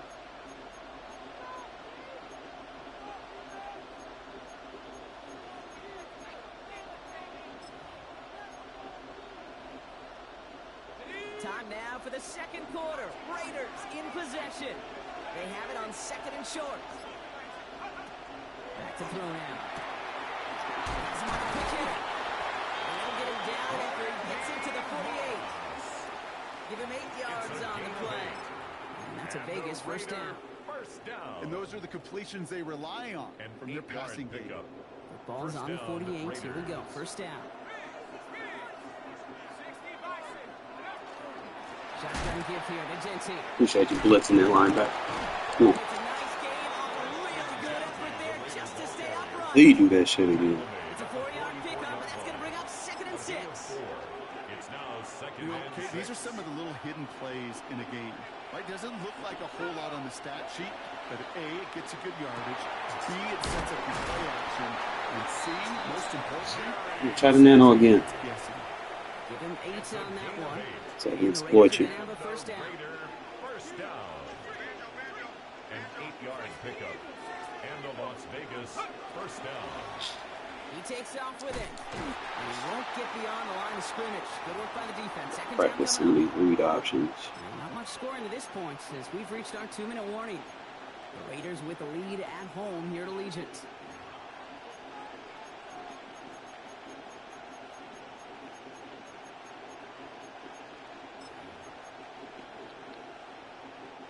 All right, here we go. Second down.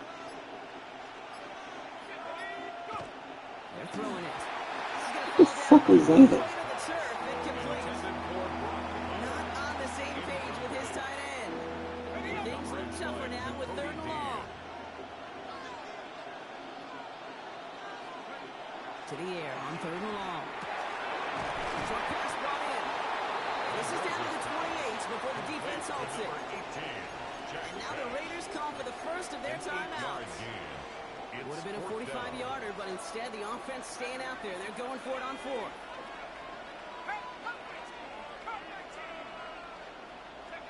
Fourth down, pass coming. Into traffic, complete. And his short gain gets them a new set of downs. You keep this drive moving, partner. Here's another 1st and 10. It's a gain of 3. And a Raider first down. Throwing now out of the shotgun. Oh, come on. I held R1, EA. This is going to be Raiders football. Good defensive effort here. Drives them back across midfield onto their own side. So just like that, Brock, a very I getting nice cheated drive. like that, bro. If I'm protecting the ball, I should not get penalized. Roar from the defense who get off the field by recovering that fumble. Yeah, that defense was just getting walked backwards, and one of them finally said, enough is enough. And I'll tell you, the way they're moving the football offensively, I think you felt it, I felt it. The touchdown was coming, but that defense responded. Those windows over the middle, the congestion, just the mass of people. If you're not on time and on target, you're not going to find a completion, especially in that down and distance. He's got it deep downfield. At the 20. Let's see.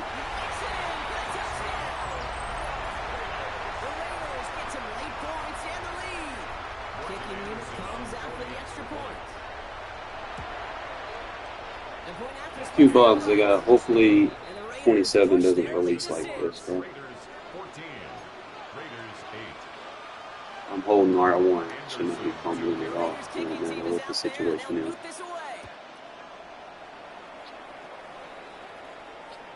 He got all of that one out of the back of the end zone for a touchback. 35-yard line.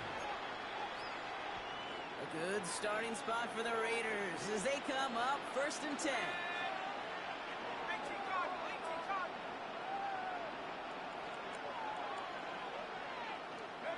They're going to throw here to begin the drive. Connects on the crosser. He's got room to roll. He's out of bounds, but great play there, Brock. He's got him in the field goal range. Not in that 2-man under again, bitch. Field as the downs reset. Now they'll hit the line just outside the red zone following that big play. You got cut faster than me.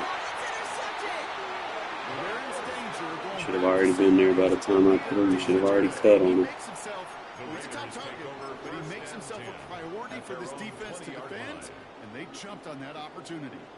The Las Vegas offense is set. 1st and 10. They'll throw to start the drive. Gonna let this one fly deep downfield. Defender arrives right as the ball does, and the hit knocks it free. Incomplete. Well, that was almost one of those nice chunk plays you like to see in the NFL game. Before he was able to recover and provide the hit and ultimately dislodge the football. You like to see that physical edge and scrappiness to contest any kind of shot plays down the field. Defensive play, jar it loose, incomplete. Jerry Jeudy, the intended receiver. So now it's going to be 3rd and long. So 10 yards to get this first down as they come to the line. Shotgun, they'll give it to him inside. He hits a wall, stomps at a yard. That's going to bring up 4th down. And now the Raiders call for the first of their timeouts. Now the Raiders ready for the punt, and they'll turn to former All-Pro A.J. Cole for the kick.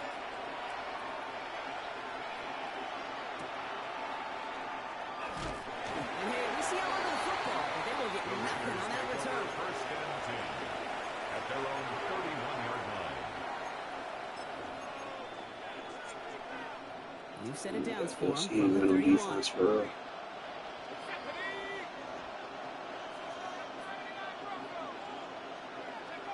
Shaking off the pick quickly. He's going to throw. Rush hauls it in. And this one breaks beautifully as they're going to get it forward to their own 45. It's a gain of 14 Raiders yards. moving quickly, trying to get set as the clock continues to run. 1st down. Rolling from the gun here. Yeah, you gotta stop fumbling, bro. God And they'll take damn. it a little further upfield thanks to that return. You know, this just can't happen on 1st down. It really can't.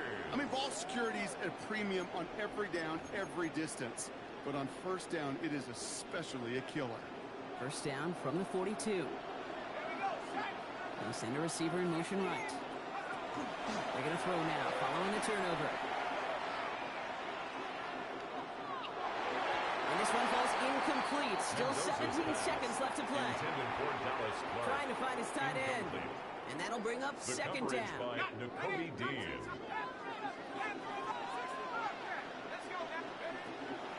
He's going to throw it.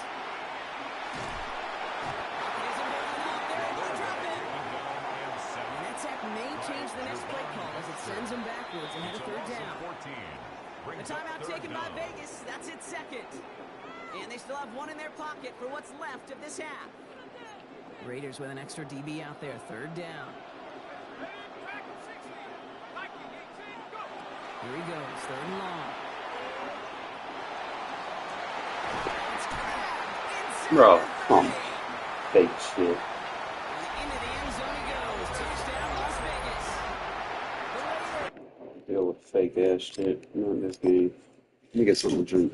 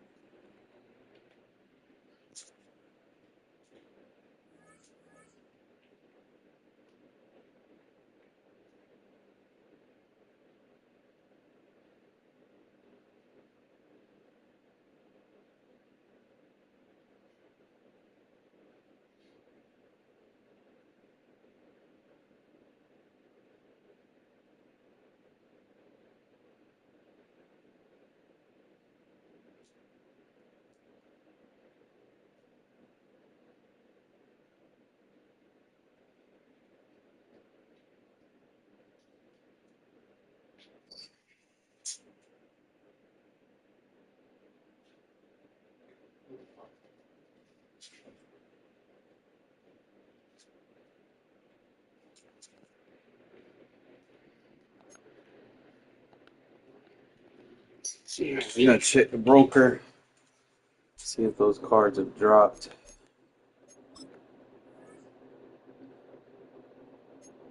But next year, definitely, probably gonna prioritize getting that nose tackle and those 2 interior Russian defensive tackles. No way if I'm running that. Assuming, there we go, 11,000.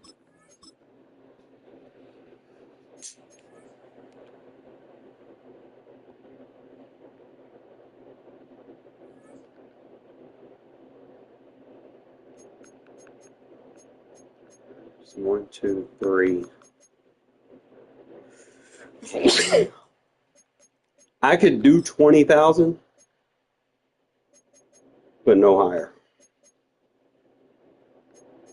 I'm just gonna let them drop some more.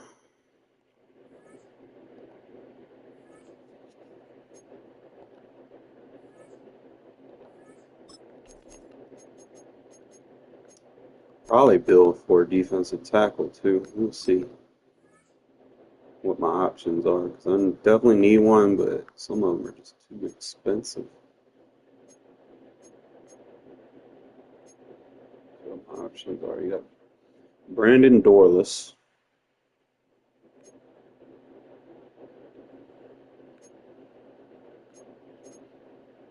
He's listed as a nose tackle. And you got BJ Hill. He's listed as a nose tackle. I don't need a nose tackle.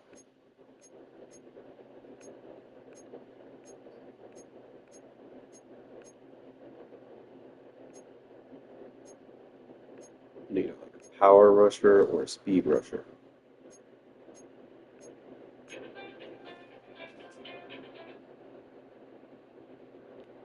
Can I help you? Can I help you?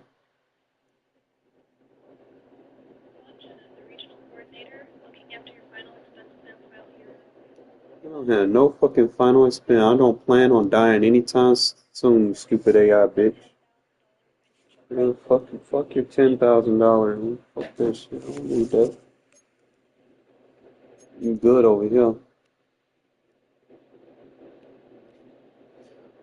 Who was the team builder divisions? Were there any edges on that?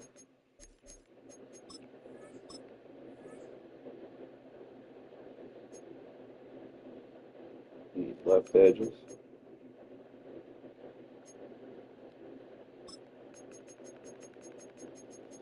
We'll start with a team builder. That way I can kind of see.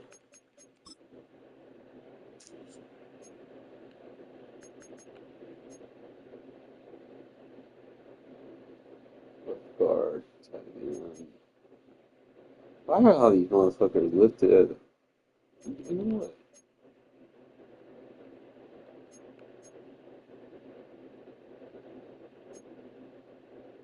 Every fucking defensive tackle is listed as a damn nose. I don't need another nose. I got a nose.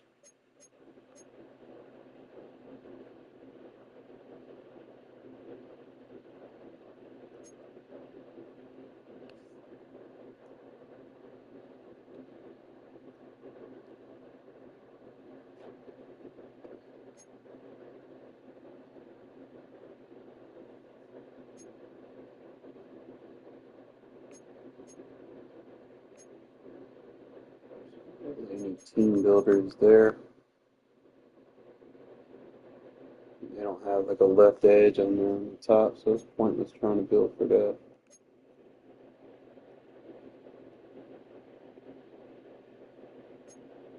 Unless you get like a 91 left edge. You got a 90 left edge, but I need a 91, 92. That's conflict.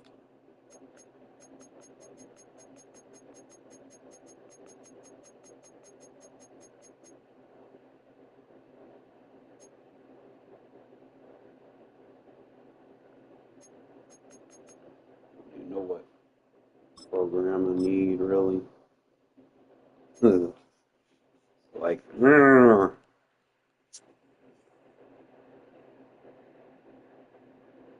Velodian Gata. Okay, you got Leonard Williams. He'd be ideal, but he's not getting those free buckets.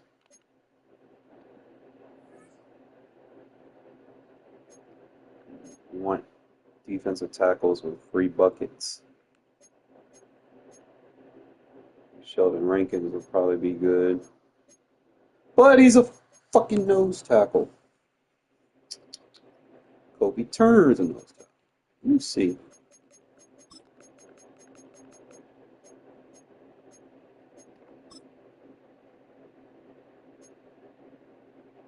You got him as a power rusher, even though he's a fucking nose. Makes no sense. See there, Donald Card, Ring of Honor.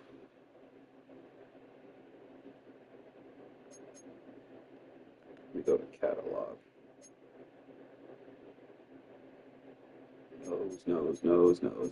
Nose. Power. Speed. Randy White, what's his size? 6'4", 257, so I can't use nobody under 300 pounds for that position. Why don't I like the older players? They wore bulkier pads back in the day. They weren't necessarily bulky players. And he's small as fuck. How you 5'11", 300 pounds? Jesus Christ, that's not good. If you're like 6'4", 6'5", 300, you'd be like Obi Finney, you know? You'd be like a mountain of a man. You got a nose tackle, Zach Harrison. I don't need fucking nose tackle. I mean, he's got the size, but I don't need him to be a nose.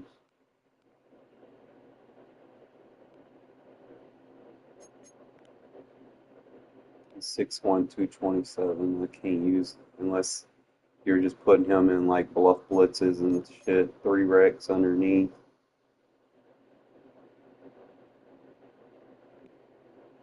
Ryan Breesy card.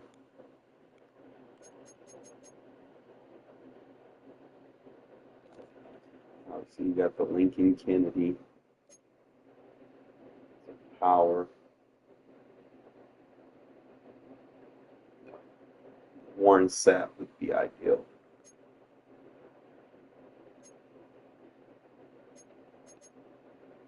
Warren Sapp and Leroy Glover. Those are the two that I need. But I need him with abilities. So if he doesn't get free abilities, preferably if he could get, when he gets free abilities, you don't get the free X factors. He wants to get the free X factors are the top ones.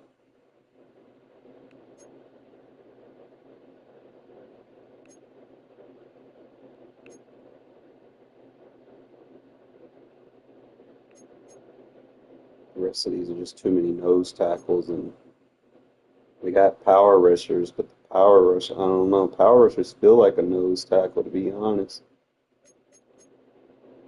Think about it.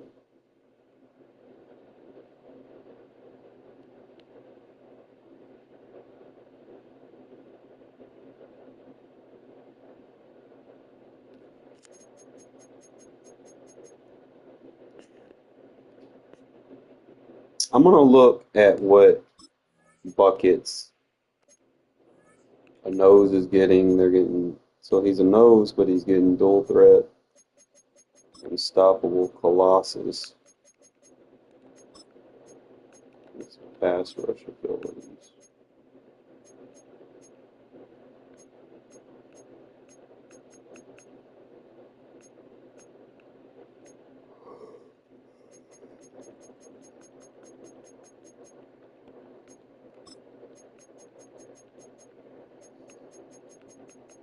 feel like they all just get the same buckets this year. They get all the same things. There's really no difference between them.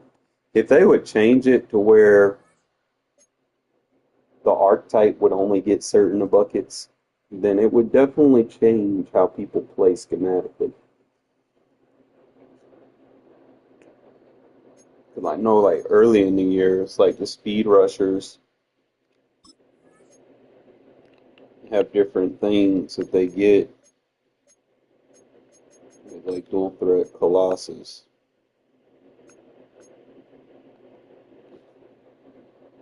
You can get them like reinforcement, and you won't need run stopper anymore.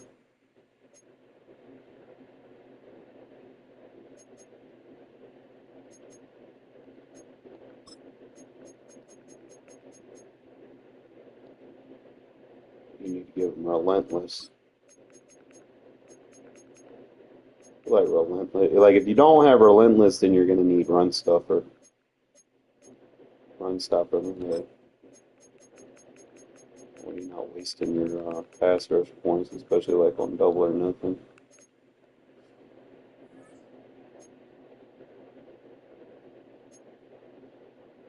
Now, who in their fucking right mind is gonna spend almost 7 million coins?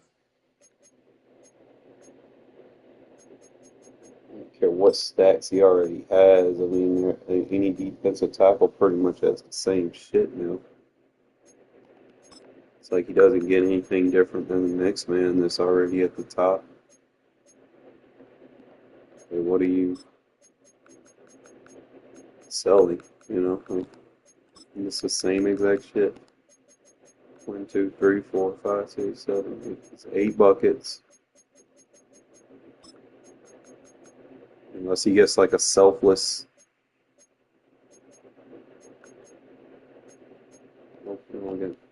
It's not worth it. See, like a lot of these people, they're just trying to sell the car based on the player, and they're not thinking that this card is better than this, and they're just trying to sell that because it's Jordan Davis, but he gets 1, 2, 3, 4, 5, 6, 7, 8. He gets the 8 buckets with the 3 free. I mean, who the fuck really paying as much for that? You actually bought it for that much. That's crazy.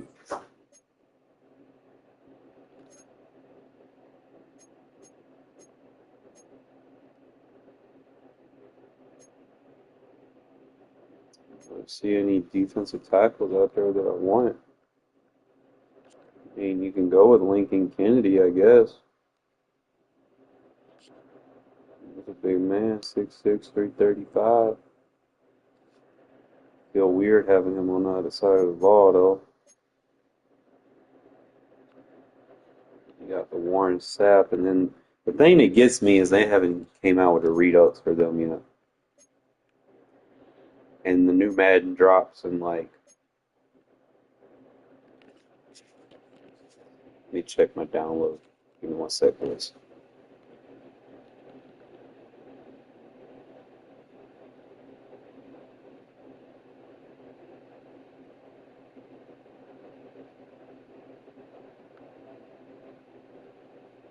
One sec. You know, 2K26 already discounted. That's crazy. I guess the 27's about to come out pretty soon. I'm guessing. Or didn't it just come out? I don't know.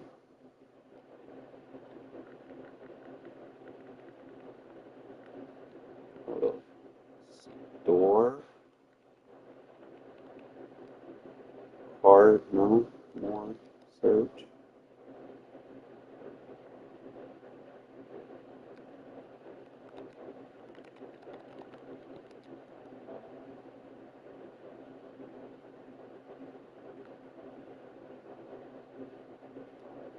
It says it's in my library. So I need to go check my library to know when. Bounce over here. Very.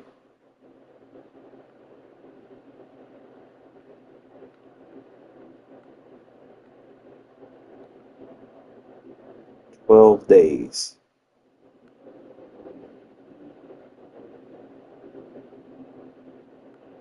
This is 99 Club.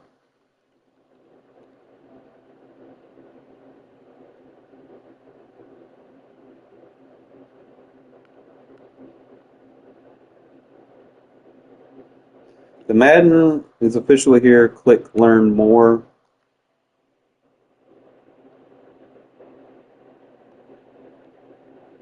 So they're finally putting... Okay, so we can view websites now. Okay. It's 27.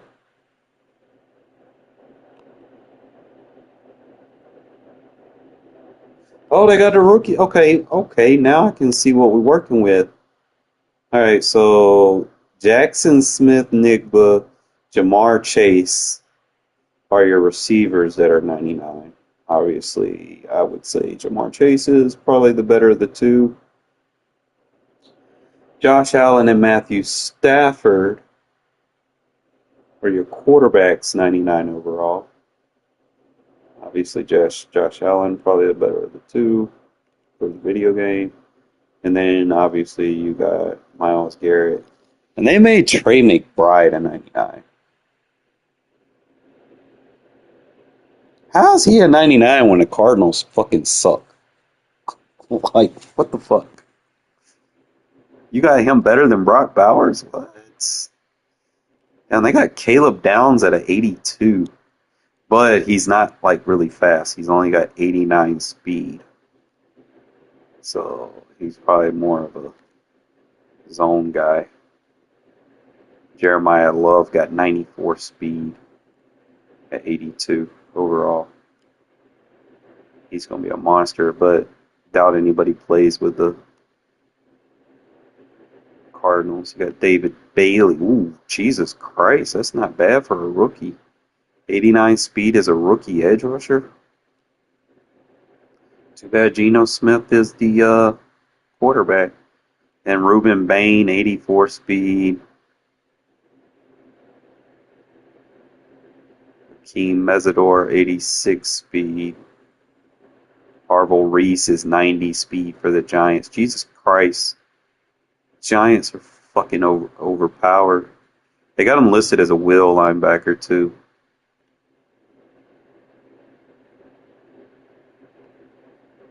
Yeah, Mansur Delane for the Chiefs, 93 speed corner. Spencer Fano, left tackle. Yeah, that's a horrible pick.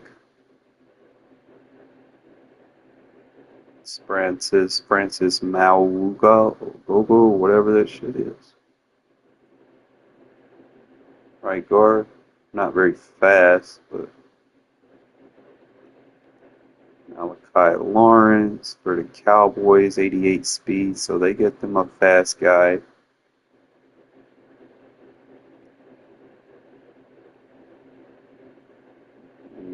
Alavega, Ione. Sonny Styles, Mike linebacker, 90 speed for the Washington Commanders, but he's only got like 77 change of direction. Carnell Tate, 91 speed, not super strong. He doesn't look like a number one pick, not with those stats. Derek Moore, it's not a good pick.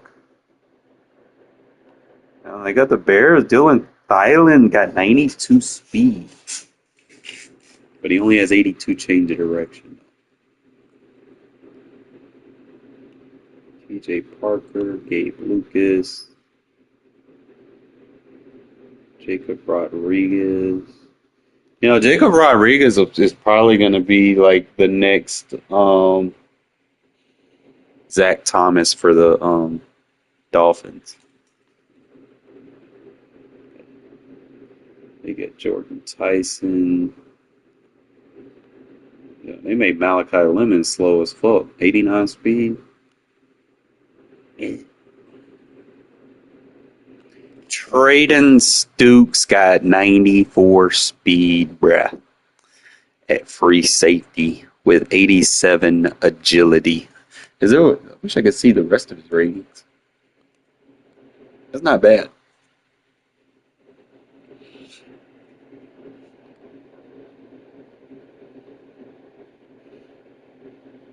They hide in the acceleration. That's gonna be the big one.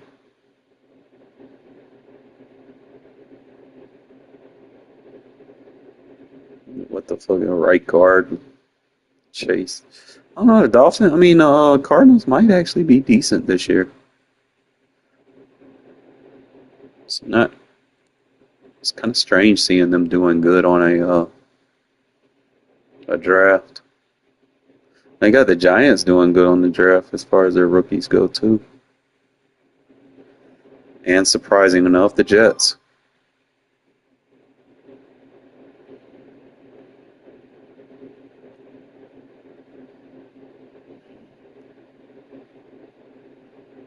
All right, so they gave Kieran Crawford 80 speed, which that is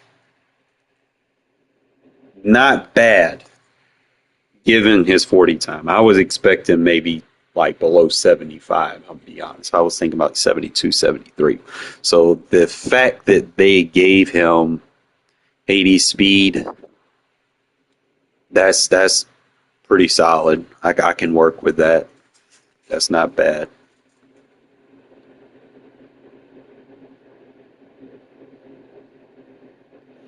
Trying to see if there's anybody else in here that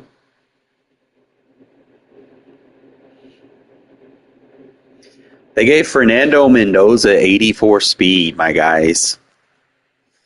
84 speed with 84 agility. That's not bad. I mean, it's not great, but I mean, it's not bad for a white guy, you know? So, I mean, I could work with that. With 75 awareness. So, I mean, we should have drafted Jeremy Bernard. He looks pretty solid. Change direction a little, but he's more of a like Hines Ward type guy, you know. Ooh, Jamar McCoy. They kind of, yeah, I was expecting about 91. You know, so they gave him 92 speed with 91 agility, 90 change of direction. That Jermod McCoy is going to be nice, but he does have a low injury rating. It's like 80 injury rating. So for seasons, you're going to have to kind of keep your eye on that. But other than that, he's pretty solid for like as far as regs go. You good.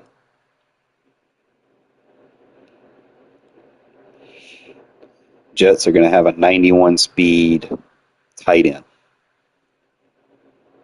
But he only has 84 agility, so he ain't going to be like cutting like super fast.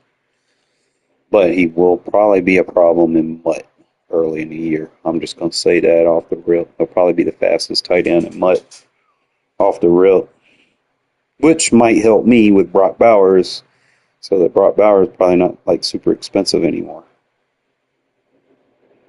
Other than him being like a Raider themed team count.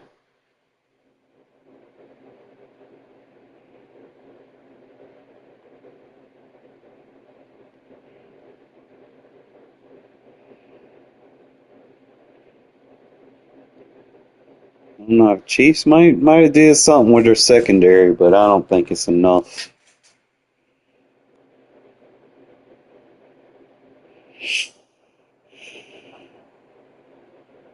Yeah, Malachi feels like he's slow.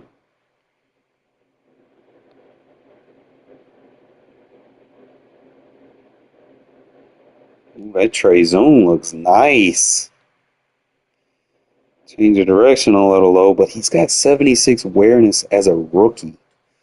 It means all he got to do is get him to 85 awareness. If he can start, bro, he'll definitely be. And then he's listed as left guard, where I plan on putting him anyway. Not bad, and he has 89 strength, so that's nice. definitely going to be starting for me on the line. The Falcons got a 95 speed receiver, Zachariah Branch.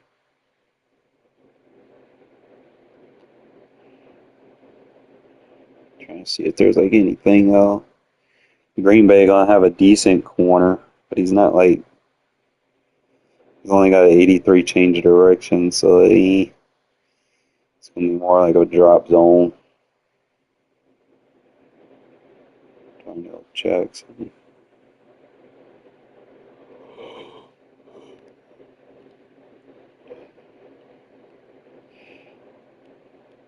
Nice. I need a. Oh, there's more. It's like a second page. See if I can. Oh, load.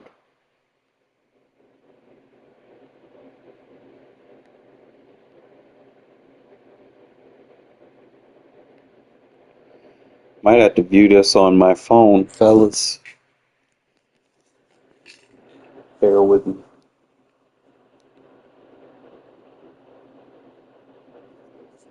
Okay, it loaded in mine. Hold on.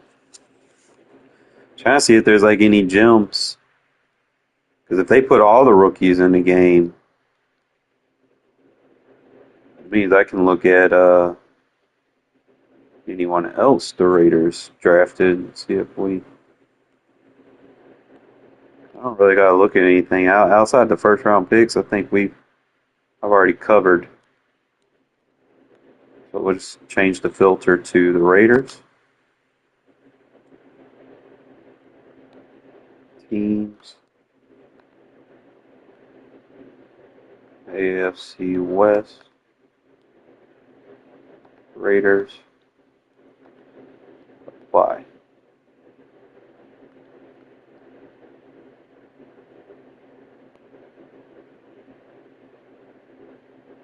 Alright, so you got Stooks. 94 speed with 87 change of direction and 87 agility. We can get that change of direction and agility to 88 plus. For regs, he's going to be solid. Mutt, he's probably going to be something that you might want to get. He might be a good value card early in the game. Crawford is not bad. He's like a little bit better than what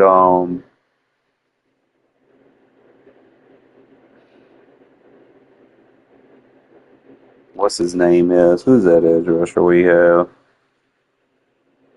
I can't think of his damn name.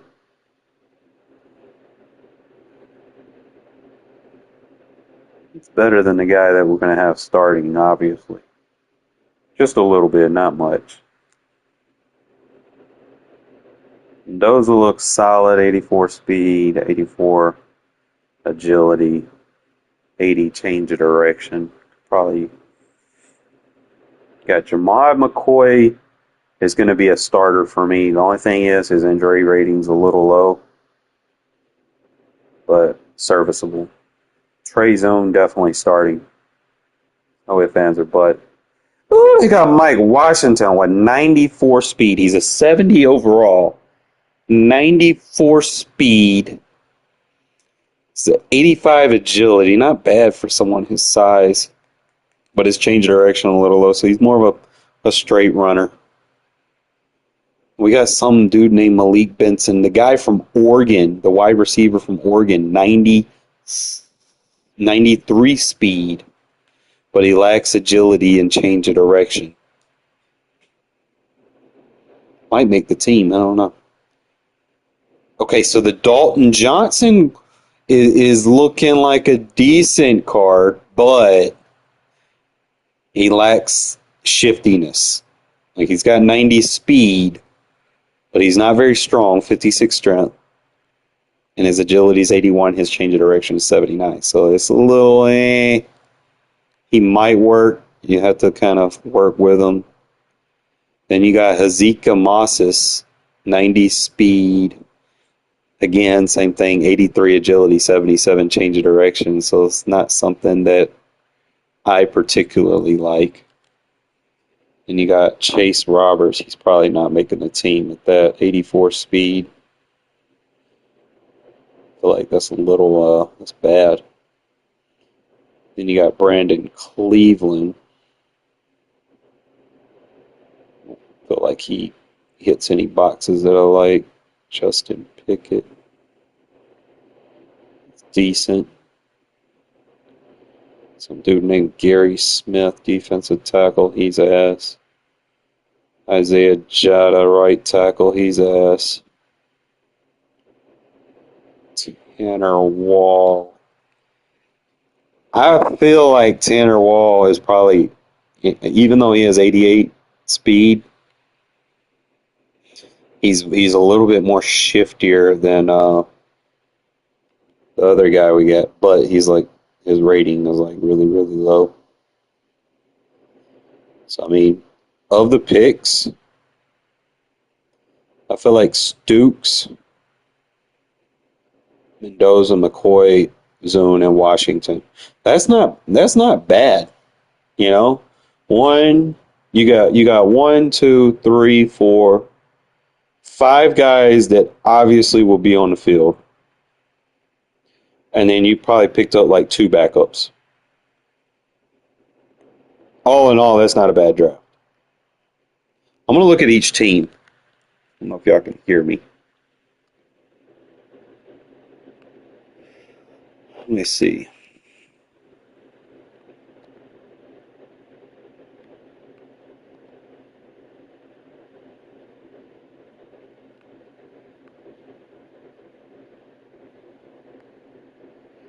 It's a little laggy. Filter. All right, so we'll go by team. We'll start with the AFC. So the Bills.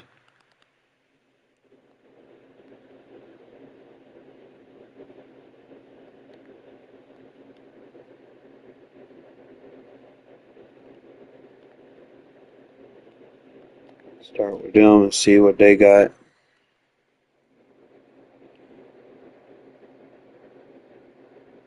You know people gonna play with them.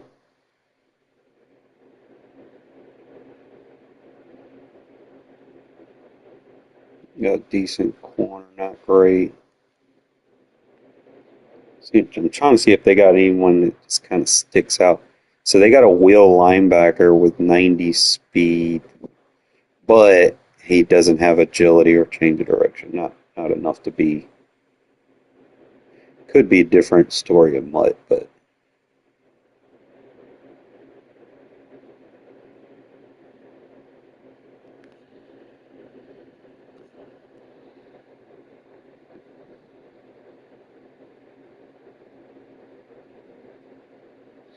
yeah, I feel like they really hit with their picks.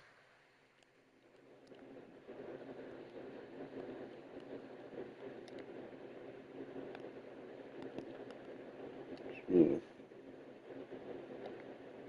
I don't think the Bills did anything with their first. All right, let's check the Dolphins.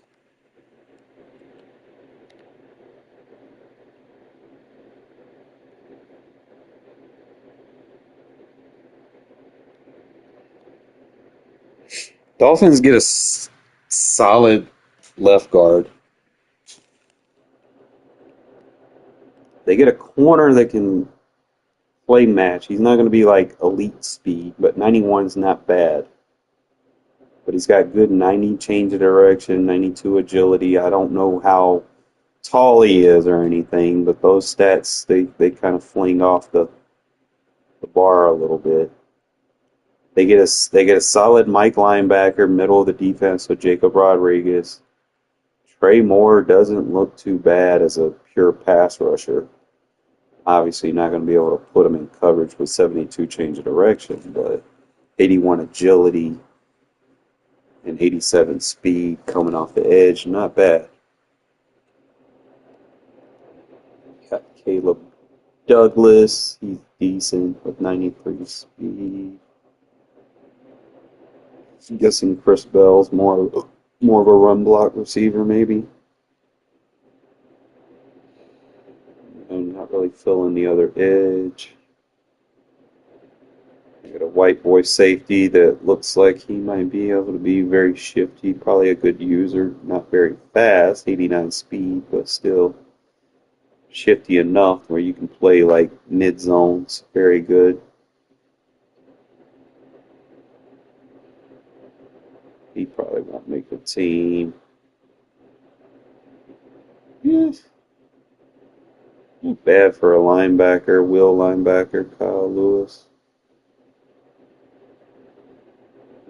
He's not making the team with those stats. I don't think they hit on too many picks. I mean, they got a decent tight end, not great. But like the only thing they really have going for them is their Mike linebacker and their right edge. So I mean, it is what it is. They got a corner that could probably be a starter, I guess, and they get, a solid guy for the offensive line. But I don't really see it's not a bad draft. I mean, not good, but not bad.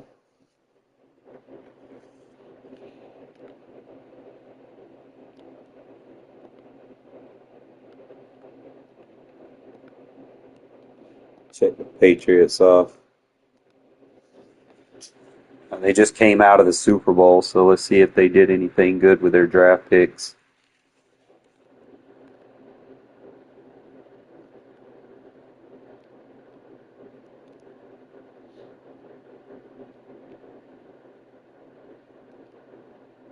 Really depends on that left edge. Not very shifty. More like a power rusher, really. 83 speed, 87 strength, but kind of lacks in change of direction. They don't really hit with the left tackle. Even though he's a 75, he might be a smart blocker. I don't think he's strong enough. More of a zone block, someone you probably double team with. But he's got 73 speed. They go and get another running back. I don't think they needed one. They have Henderson, but they go get another power running back. A little shifty, too. Doesn't have no awareness. They get a cornerback that can play match. Karen Prunty, I don't know what his size is, though. I can't really tell you too much about that.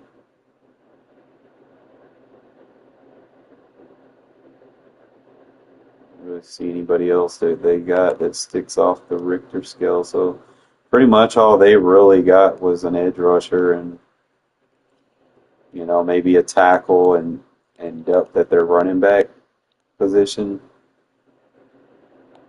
I don't think they did enough that is going to put them back in the Super Bowl. I mean, it depends on who they retain from that actual Super Bowl roster. But based off the rookies, I don't think they did anything to improve. All right, we're going to check the Jets. I think, without a doubt, off the rip, before I even look at these ratings, the Jets kind of killed their season by adding Geno Smith. However, looking at these ratings, they get David Bailey, 89 speed edge rusher with 80 strength, 86 agility. That's not bad, bro. He could be a problem early in the game. Then they get a corner with 94 speed. Again, 87 agility. If they can get that to 88, he'll be able to play match really good in regs. And then they got Omar Cooper. And he looks every bit worth. Jesus Christ. Jets actually did pretty good in this draft, dude. I'm not even going to lie. It's just, why would you do a good draft and then have Geno Smith as your quarterback? Like, you trade for Geno. Like, that's crazy. They didn't even need to do that unless they're just tanking for a quarterback so they can shift their program around. I don't know. and they got a good tight end. So you got Amari Cooper, and then you got Kenyon Sadiq. Like, they got 2 picks for their offense, 2 picks for their defense, immediate starter. That's 4 players off the rip. Not sure much about the Daryl Jackson. That's a really see anybody else. Sticks off the Richter scale. Might want to see what more of that Mari Bamba. Maybe he does something. I don't know. But other than that, I mean, you get a receiver and a tight end. And then you get a defensive end and some corners. Hey, you're pretty solid. I mean, they didn't. Feel like they improved with their draft picks. They didn't improve with their quarterback. Like, I guess they're cursed in that aspect, but they did a very good draft.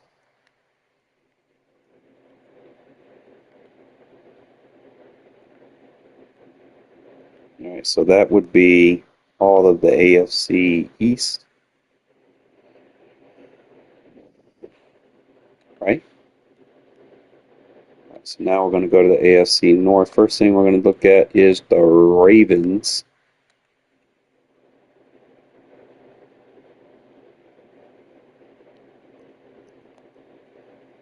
All right. Obviously, they get a left guard, but we know, like I know, swapping a left guard for a center and then still not addressing the rest of your offensive line is a red flag.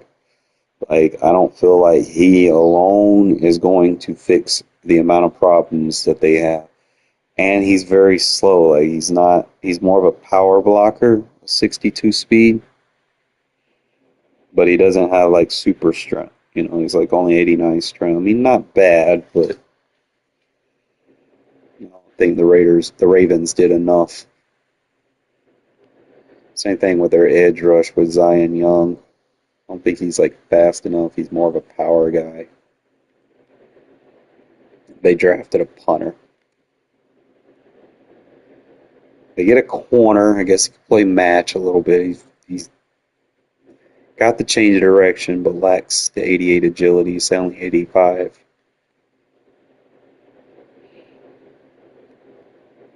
And I don't feel like they did anything with their wide receivers.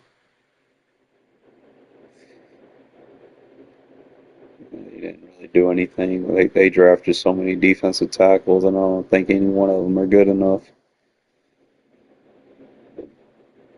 And they get a 90 speed running back, but I mean 90 speed is like not like elite for running backs in Madden. So you can't really look at it like that. I forgot they got Diego Pavia. Damn, they made that boy a 64. So they made him slow, and he's like 5'8" or something like that. I don't even know if he'll make the team. He's got agility though. I'll give him that.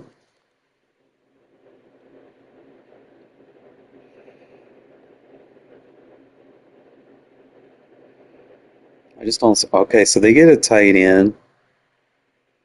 Decent, not great, decent. Matthew Hibner.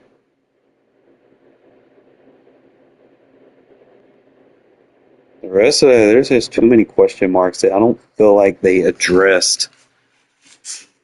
Their biggest need was their offensive line. They only hit one. Yeah, they used one pick on the offensive line. That's going to hurt them.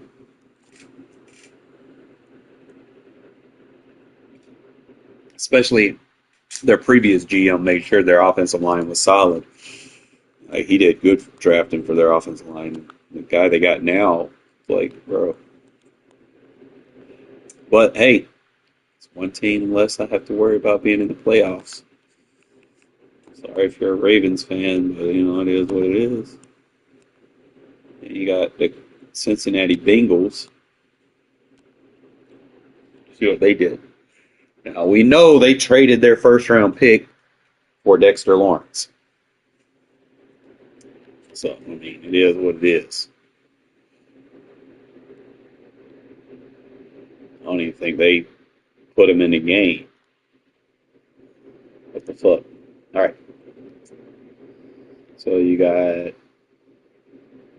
he decent. I mean, he ain't great, but he decent. Cassius Howell. Good agility, good decent. I mean, that's not bad for Regs.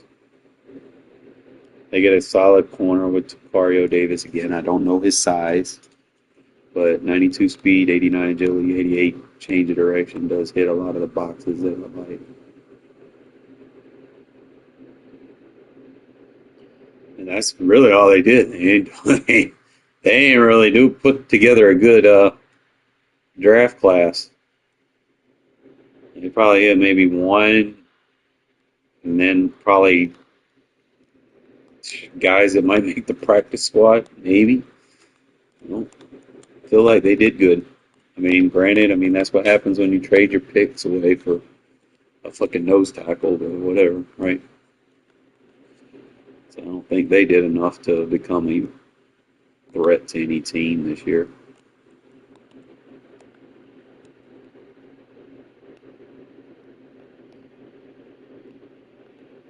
It low-key might be the Steelers and the Browns this year in the AFC North, bro. Like, one of them's going to be a wild card, and one of them's going to win the division.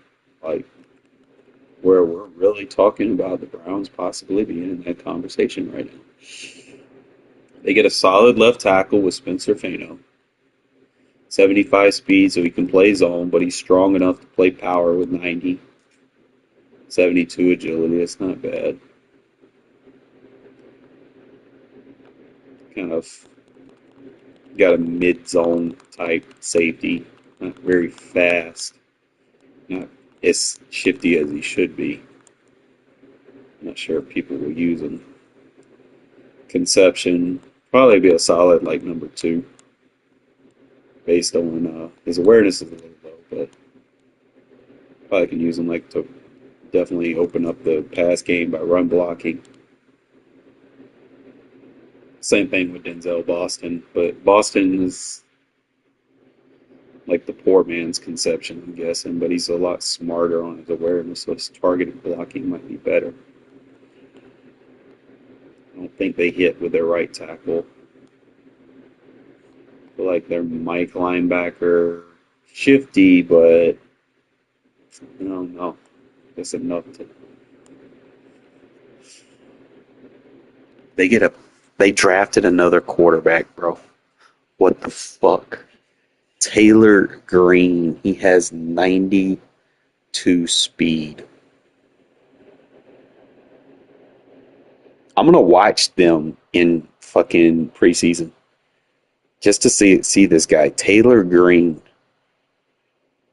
He might be a guy to keep your eye on. Probably won't make the team, but definitely might.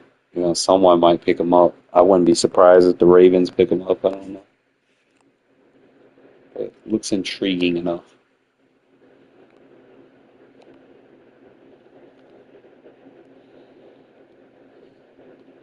I do feel like the Browns did check a lot of boxes, so as far as what they needed.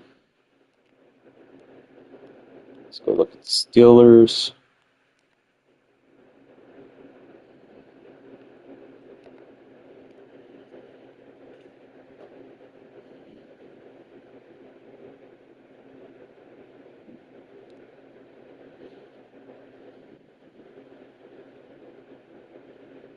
You got like a zone block left tackle. I like Jeremy Bernard's probably their best pick, bro. That and Dalen Everett. They get a wide receiver and a corner. Other than that, they didn't really get anything. They got Drew Aller, but not like an elite quarterback that you just go in training camp being like, oh, we got this guy, yay. No, it's nothing like that. So, just looking off what they got a free safety with 93 speed, but he does not. It's not very shifty, though. It's like red flag. So really all they got was Jeremy Bernard and a left tackle and a corner.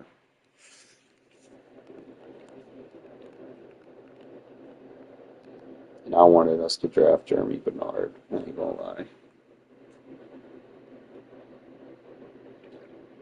We definitely wouldn't be in the position we're in, but, you know, it is what it is. There's a reason why they get the big bucks. And I just sit here and just watch it. So it is whatever. All right, so we are on to the AFC South. First team up is the Texans.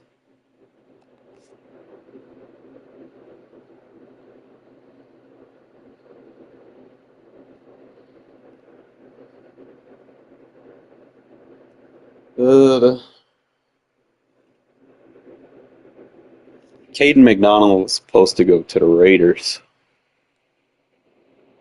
They were like really high on him. But Madden-wise, I don't think he has enough stats to be much of an impact. We'll see how he goes in real world, but video game wise, not exactly something that's you know. I don't really think they hit on anything Madden wise. Yeah, they bunch of duds really. Can't really get excited about any of them. Nothing as like elite levels of anything.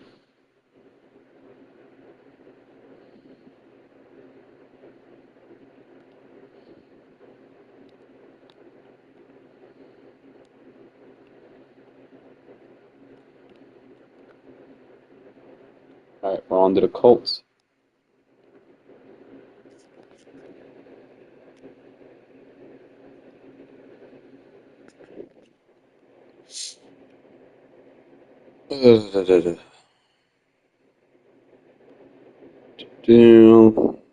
Let's see a hit there. Yeah, it's mid. Slow for an edge rusher. I think their best pick is Jalen Farmer, right guard.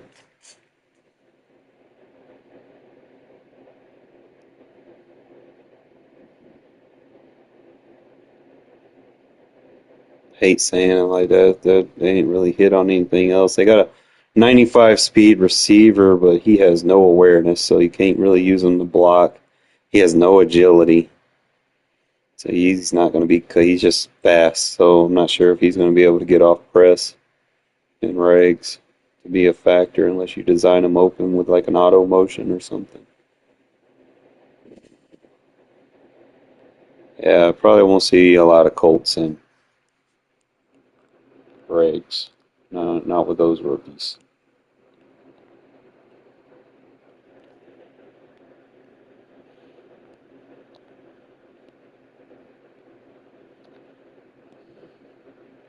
Jacksonville Jaguars.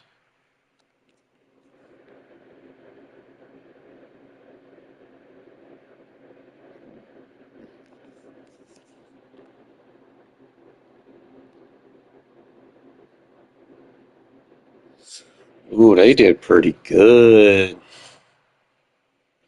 They get a pretty fast defensive tackle, 76 speed. That's not bad, especially for regs. You get good interior brush with that, or you can use them as a 3-tech.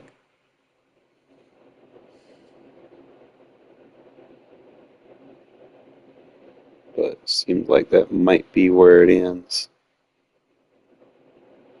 You got some like solid backup players.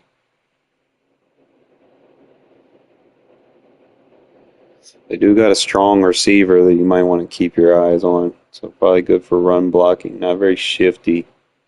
Probably more of a red zone guy. I don't know why they drafted so many wide receivers though.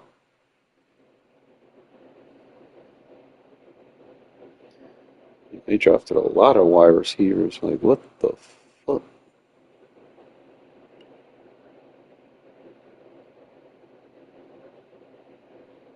Yeah, I don't know who was in their draft room, bro, but they only hit on one pick, and that was a defensive tackle. Rest of them are, like backups at best. Maybe special teams.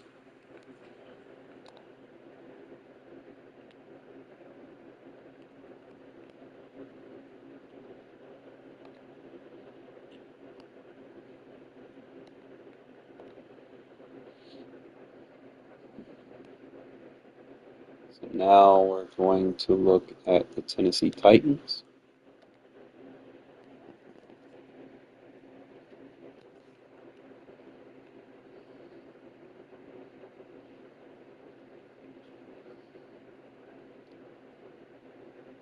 Guessing Carnell Tate's their guy, but their edge is rated higher, but he's not like he's got 66 change of direction, bro. What the fuck?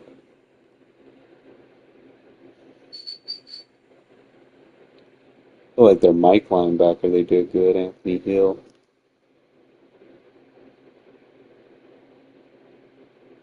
They got a 93 speed running back with 78 strength, Nick Singleton. He's got good agility, but not very good change of direction. They also got a defensive tackle with 76 speed, 87 strength, so that's not bad. You got an 88 speed tight end. But that's like the norm now, right? Most receiving tight ends are within that range.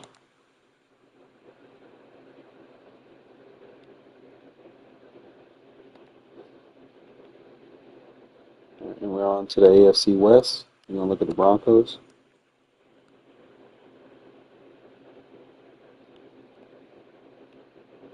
I hope to God they didn't do good, because if they did good, then they're probably going to win the division. Doesn't look off the rip like they might have. It's like they got a power back. They got a decent defensive tackle, not great.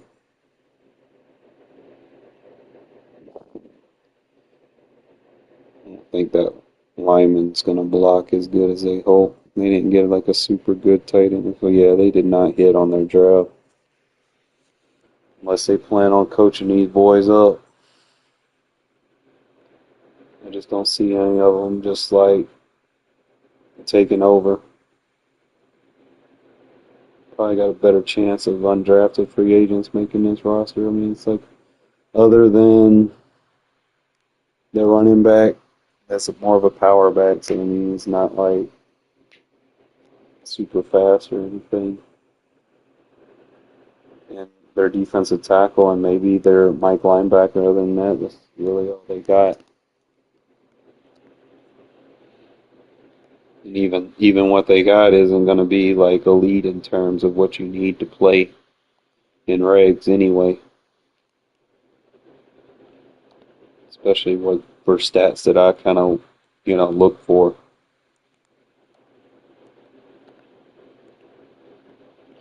We're moving on to the Kansas City Chiefs.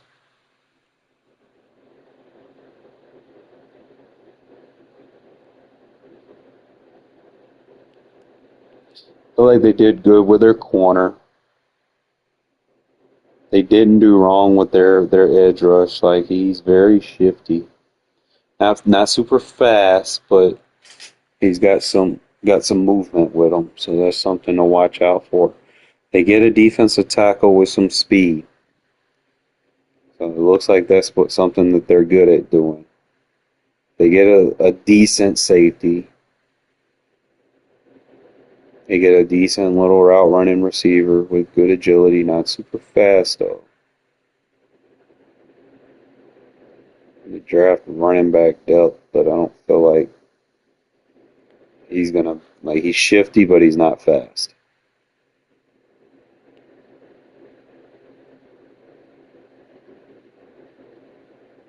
They drafted a bunch of running backs. They got Jeff Caldwell. They got two fast receivers, Amari Evans and Jeff Caldwell.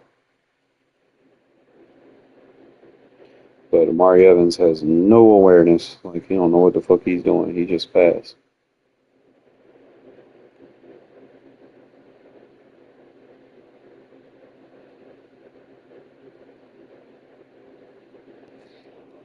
Wasn't Garrett Nussmeier, wasn't he LSU's quarterback? He got that boy as a 63 overall. Yeah, he gonna be on the practice squad. He got a bunch of 63s. I feel like they just started picking people after they got the 3 or 4 guys they wanted. Like, they started very good at, like, they got a good edge, good defensive tackle, a good corner, and a decent safety, and a receiver that they could probably check down to. That's really all I see that they got that is usable.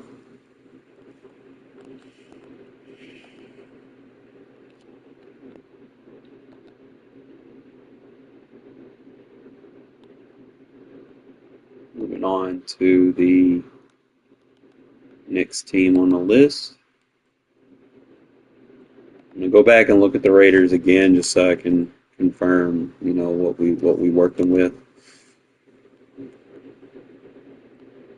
But based off like some of these teams, like, I don't feel like a lot of them just like hit like a bunch of picks.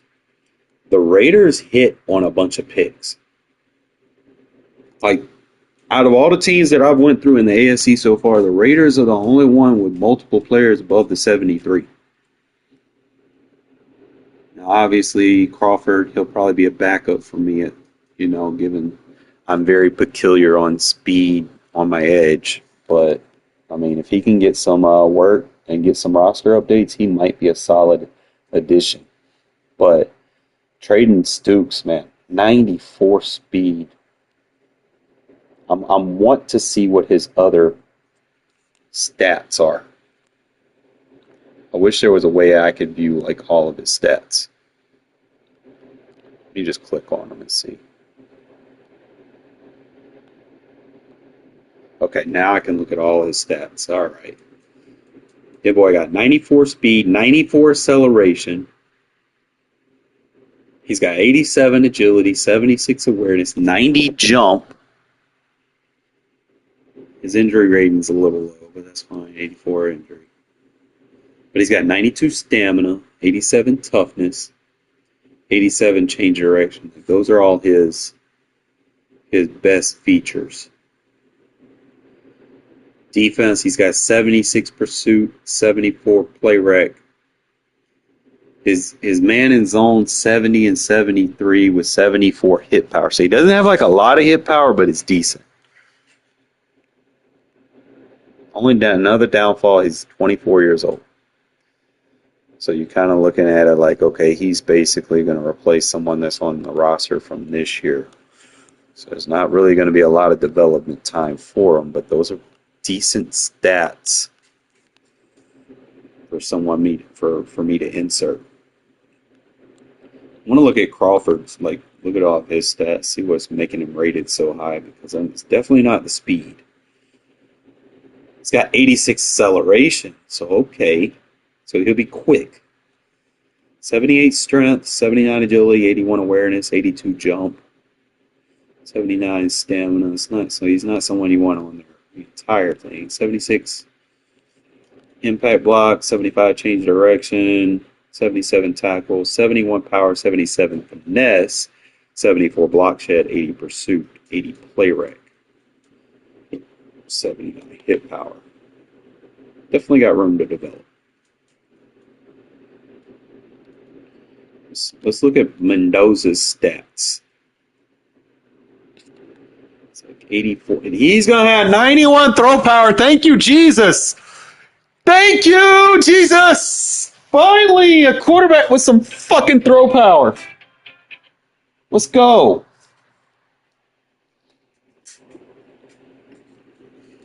$75 break tackle. 82 under pressure. 88 short. 79 medium. 78 deep. 82 on a run. 85 play action. 79 break sack, 71 spin, 86 ball carrier vision, 80 change of direction, 75 break tackle. He's got good toughness and injury, 93, 94, 94 stamina. Not much of a jumper, but you don't need your quarterback to jump. Doesn't really have any defensive traits. Don't need him to have defensive traits. He's 6'5", too, man. That means I won't have a lot of balls knocked down at the line of scrimmage. I'm going to look at Jermiah McCoy.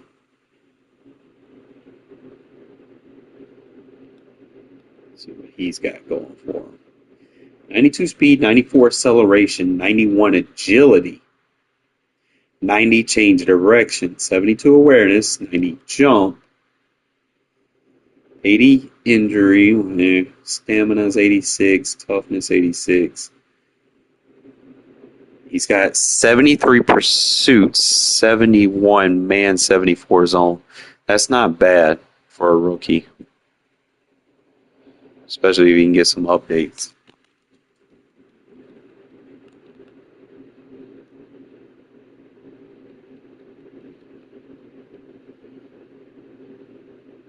We'll look at Trey Zoom.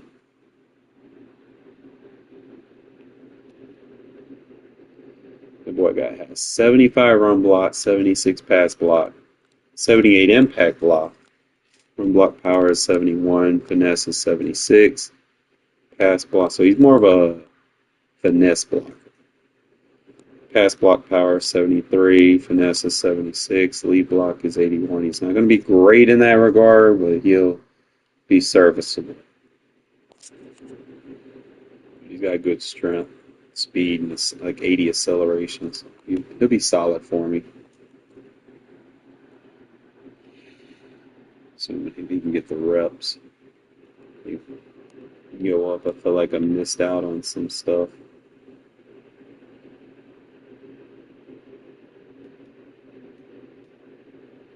Okay, we've got Mike Washington. Let's see what he has. Kind of get into the nitty gritty. Okay, so his carry rating is 82. That's not good. Got to definitely be careful with him. 94 speed, 93 acceleration, 72 strength, 91 jump. It's not much of a juker or spinner either. 75, 72, 74, 79 ball carry vision, 82 truck. So, like, definitely, hopefully he gets used enough to where some of these ratings kind of go up a little bit. Not much of a receiving back, doesn't have anything for that. So the main thing is just get him in space and let him take off. It's like if you run like a stretch run or something, just let him take off with that. That'd probably be the best way to use him. Kind of like how McFadden was, man. Just get him in a lane, let him one cut.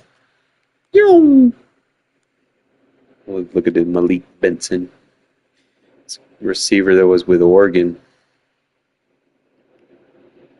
6 foot, 195, 93 speed, 92 acceleration.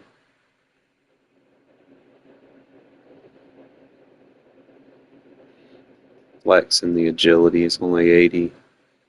He's not much of a jumper, 83 jump. Change of direction lacks a little bit, it's only 79.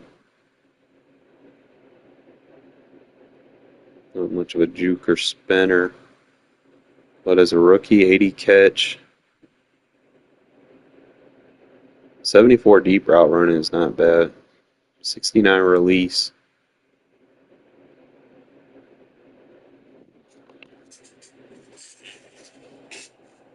Well, they got like a little similar players that you can compare them with. You look at Dalton Johnson. If he has anything other, 89 acceleration, 86 jump, so he lacks a lot in the stuff that I like. We'll have to see how roster updates do for him. Definitely doesn't have anything for pass rushing. And he can't play man, 65. I mean, he can play man in regs, but not going to be great. He's definitely not much of a hitter, so and he definitely can't press. But, you know, not bad for a rookie. Not going to down him too much. Go look at Ezekiel Mosses. 6'1", 185, a little undersized, but 77, change direction, 77, yeah, you can't jump, bro. You'll be on the practice squad for me.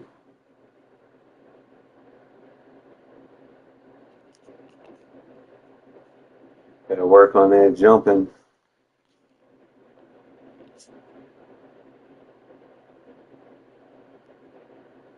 You're not gonna make the team.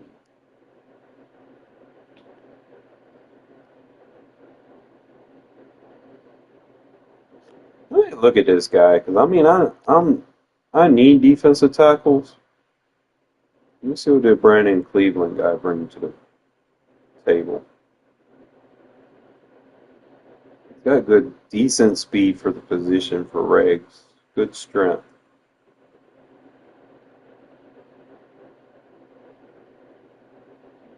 Let's see if he got anything that I like. Decent block shed.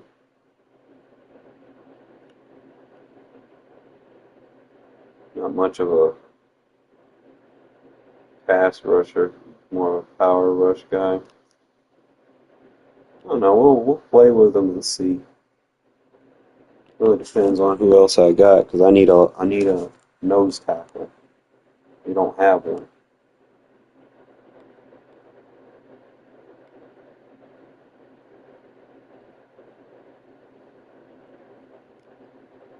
Okay, we got some dude named Justin Pickett. Looks like a low rated though, so I don't want to take too much of these low rated picks and feel like they're must haves. We'll look at Tanner Wall and see. Got good agility, decent jump. Well, he's decent. If I change direction, 72 pursuit. Like, he's 26 years old, bro. Like, as a rookie, you probably not going to make the team. At 26, it's a GG's.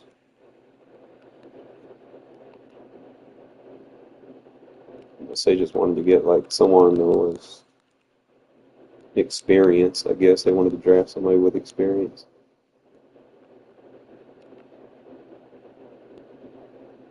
But other than that, not bad.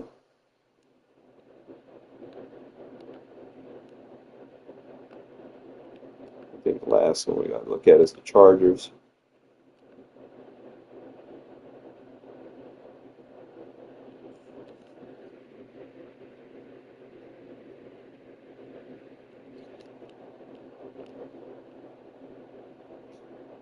Mesidor. They go get another lineman with Slaughter. All right, here's the first domino. They got a fucking 97 speed receiver. Brennan Thompson. In fact, I'm gonna double check, see what he is. Like, if he's like a big receiver running that fast, he might be something in Mutt that could be a problem. No, he's not. He is 5'9", 170. We are not worried about him. We are definitely not worried about him. If he was like 6'5", you know, then we'd be like, uh-oh. Definitely not worried about him at that size. Safety, defensive tackle, right tackle. They drafted a bunch of linemen. Like, dead ass.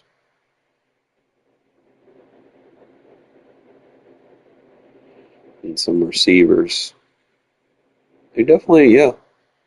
They didn't draft a lot of skill positions.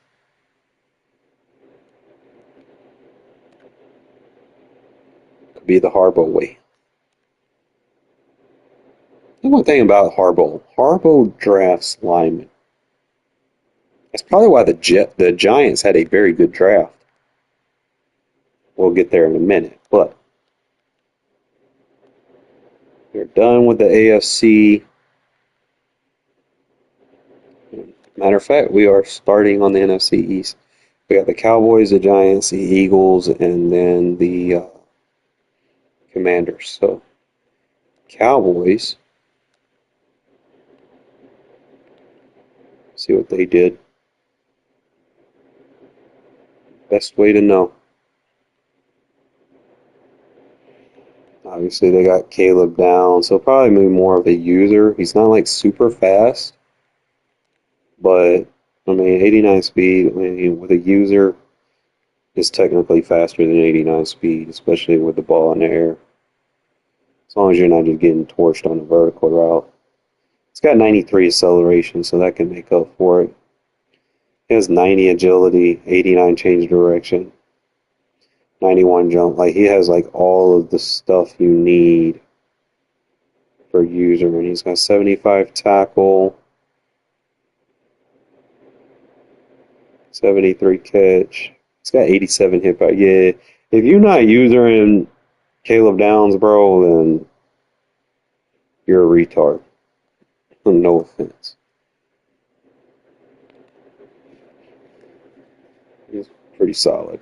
Not like super fast or anything, but try to see what else they got. 87 speed wheel. It doesn't have like a lot of change of direction. They got Devin Moore, cornerback. Doesn't have good change of direction. Needs to get to that 88. They got defensive tackle. Okay, so they got a good defensive tackle. Overton, 77 speed with 87 strength. Something worth noting. Drew Shelton, right tackle. They didn't hit there. 92 speed receiver, but low awareness.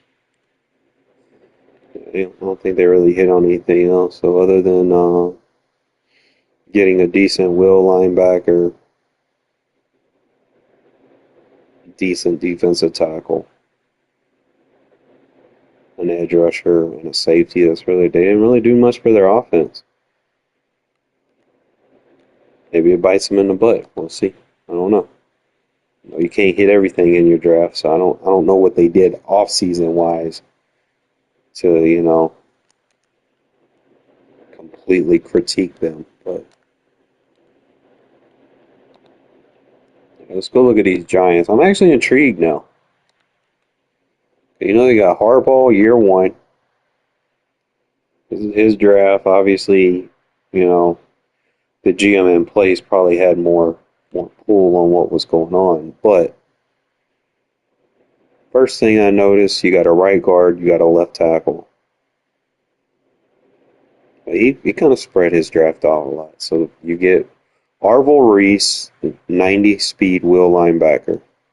And he probably is more than just a will. Probably use him as an edge. You can probably move him around. See if he has decent stats for that. He's got the 80 strength.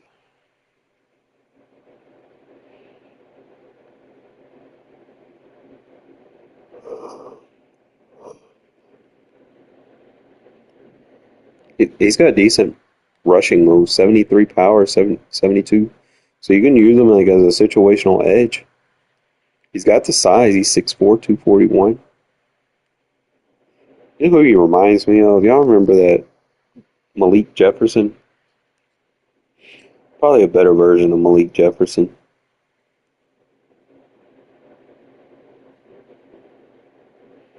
He's 21. I mean, that's not bad. Then he has the 65 zone threshold for you to be able to react to the ball while in zone coverage. So, I mean, that's not bad. More of like a hybrid player, to be honest. Very, very fast, though. I feel like it was a good pick.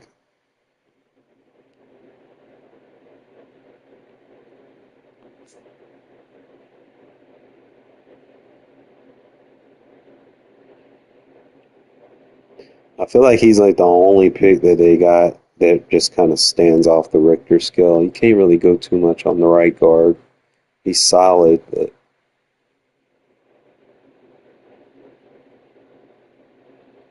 I'm not sure how much of a difference that cornerback's going to make. I have to look at him and see. But you got to keep in mind the Giants already had a good pass rush. And then you got this guy just floating around on the field now. So you can have basically three guys that can get after the quarterback at any given time. Kind of like how the Giants used to be with like LT. LT wasn't really an edge rusher. He just did what he wanted to do when he was on the field.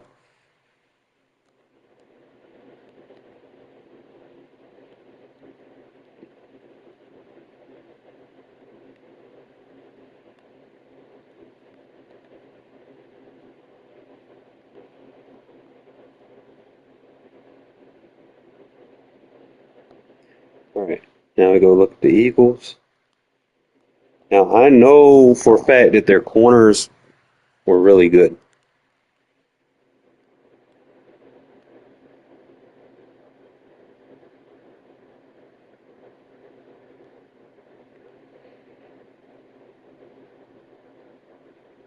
Lemon's probably going to be like one of those guys that just gets the ball and then makes people miss.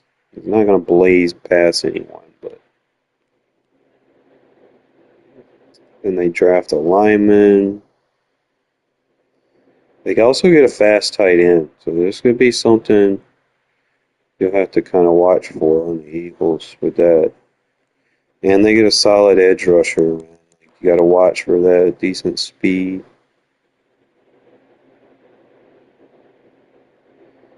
And they got an 87 speed white boy quarterback. Might be on to something in case what's his name get hurt. I feel like that's really all they got though. I don't think their draft improved them much, other than maybe their tight end, and then you're basically swapping AJ Brown for a receiver that's gonna run in space, like give or take. But I feel like their tight end that they got, it's probably gonna be their thing. That and they got a right tackle. So.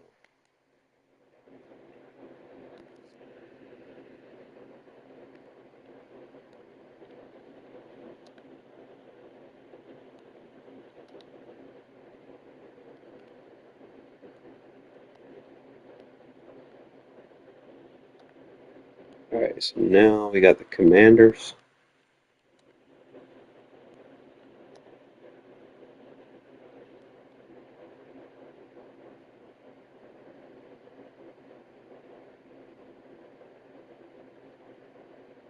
Alright, you got Sonny Styles, solid.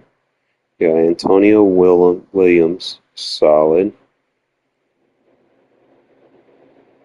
They get Joshua Joseph. He's not great, but he's a good situational guy. And I think that's pretty much all they got. They ain't drafted a lot of people, but Sonny Styles and Antonio Williams probably starters, with Joshua Josephs probably being like a backup at best.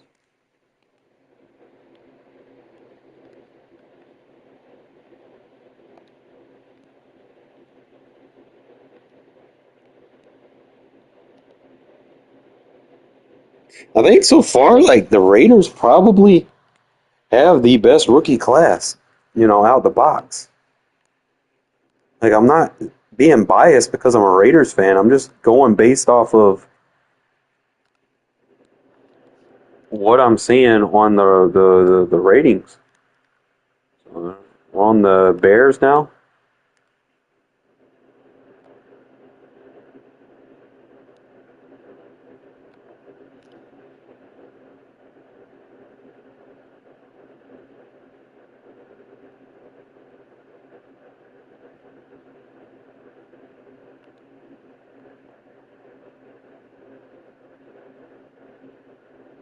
Yeah, so they got a 96 speed receiver.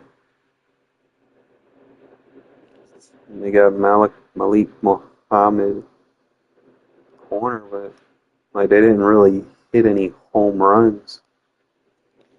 They ain't got to worry about the Bears rookies. I mean, yeah, they got that safety, but I don't think he gonna be like a game changer for real. Not up in that division.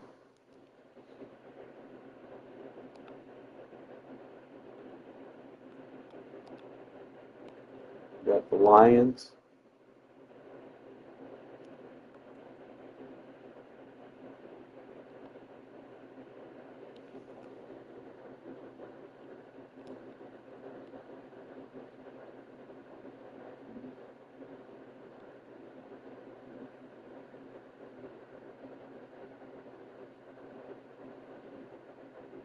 They got a good right tackle.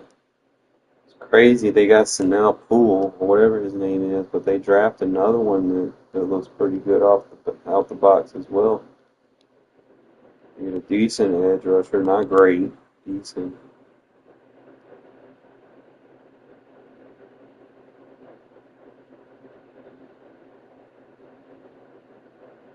Other than that, I don't really see they didn't really hit on anything for real. And they had a good start, but they just couldn't finish.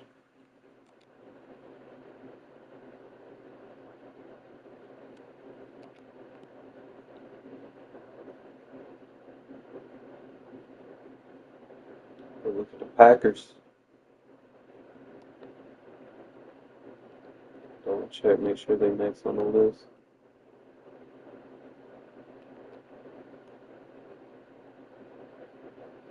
Packers and Vikings.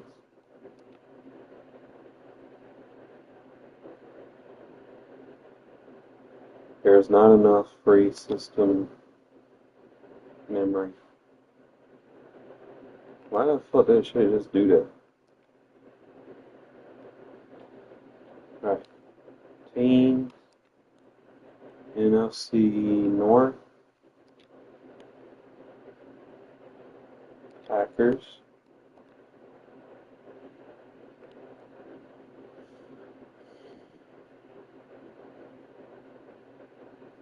Okay, Packers did, like, rating wise, they started off pretty good, but your best pick is a fucking kicker. Edge rusher, like, is decent, not elite. Then you get another defensive tackle. I guess you trade Kenny Clark and then you go draft one, so you kind of stuck in that boat. And then you got a corner with no change of direction, but he's got speed.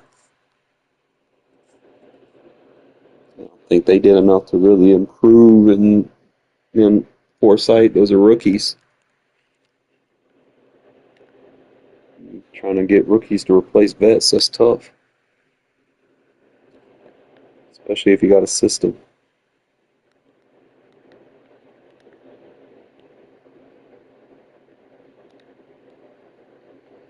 We look at the Vikings, and then we got two more divisions to look at.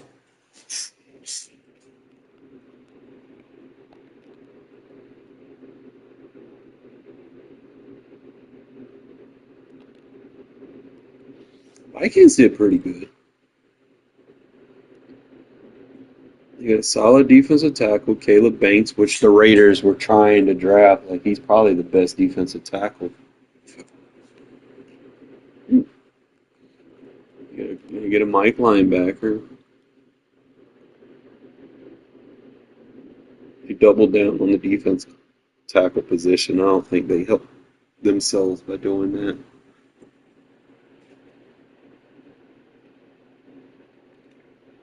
Yeah. They didn't really hit any skill positions. I mean, you get a running back with 93 speed, but that's probably the only thing that they got going for them, someone that's shifty. I don't think he can run between the tackles. You have to probably design some draws or something for him.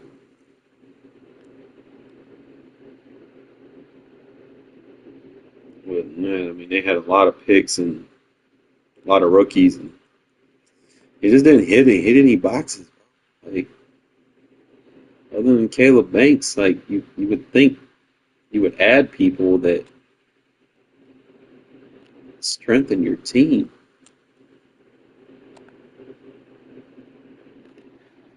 The Raiders would have grabbed Caleb Banks, bro. Oh my god.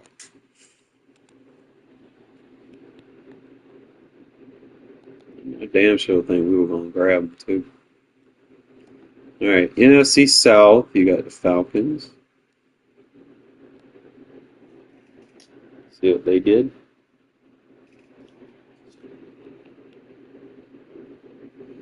All right, so you draft Terrell's brother, but he's not very fast. It's shifty, but not very fast. That's something to worry about. Then you got Zachary Branch, receiver with 95 speed, and then the rest of these guys are like, okay, they get a 78 speed, 88 strength defensive tackle. That's intriguing. No agility, but still. We got Harold Perkins. I remember when he's like a couple years ago, like he was like one of the best players in college.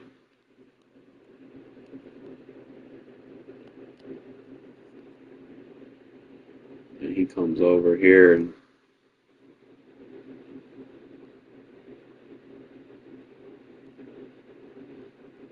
he's just a regular guy.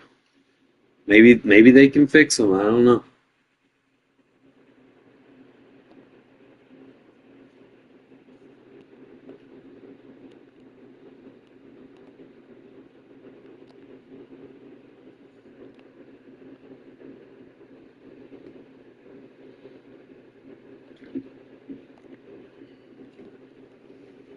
And mind you, this is just a rookie, so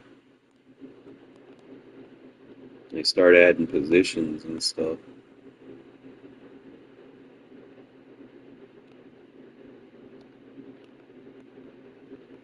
You got the Carolina Panthers.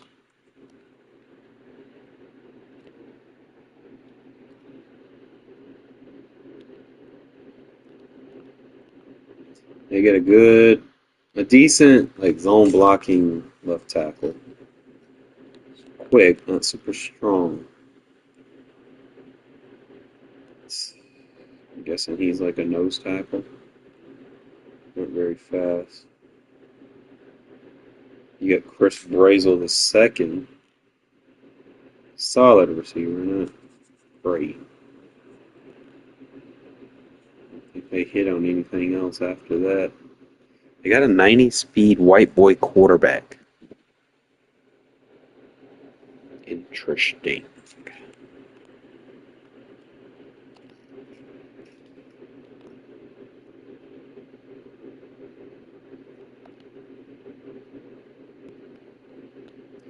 You always want to kind of look at these, man, just in case, because usually in the first month or so of Madden coming out, people play with their teams, and usually those people they know their roster, and they start bringing out these people that you don't know, and if you don't do your research, you'll be like, "What the fuck? Who is who is this guy?" He's just killing you, right?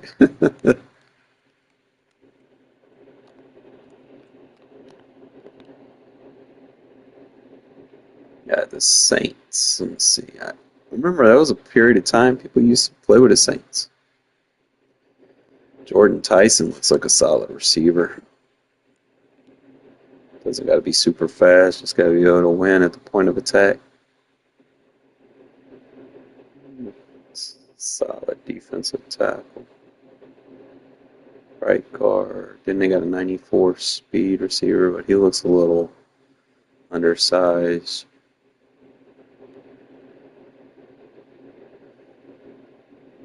It's like everybody should have an 88 speed tight end at this point. Yo, they got a 97 speed safety. What the fuck? See what I be talking about? Like, that's why you gotta go do your research. What in the flying fuck? And he has everything that I like for match coverage. 90 agility, 89 change of direction. He's a little lacking in strength, but you don't need him for that if he can cover. You look at his tangibles here. 6 foot, 194. 97 speed, 95 acceleration, bro. He's probably going to be the guy in Mutt that you want to go after in your secondary, like early in the year. I mean, you remember how a lot of people went after Deontay Thornton and shit early in the year because of his speed. Well, if this guy's base rating is 97, he's going to be +1 over anybody in Mutt. He's going to be the fastest player on the defense.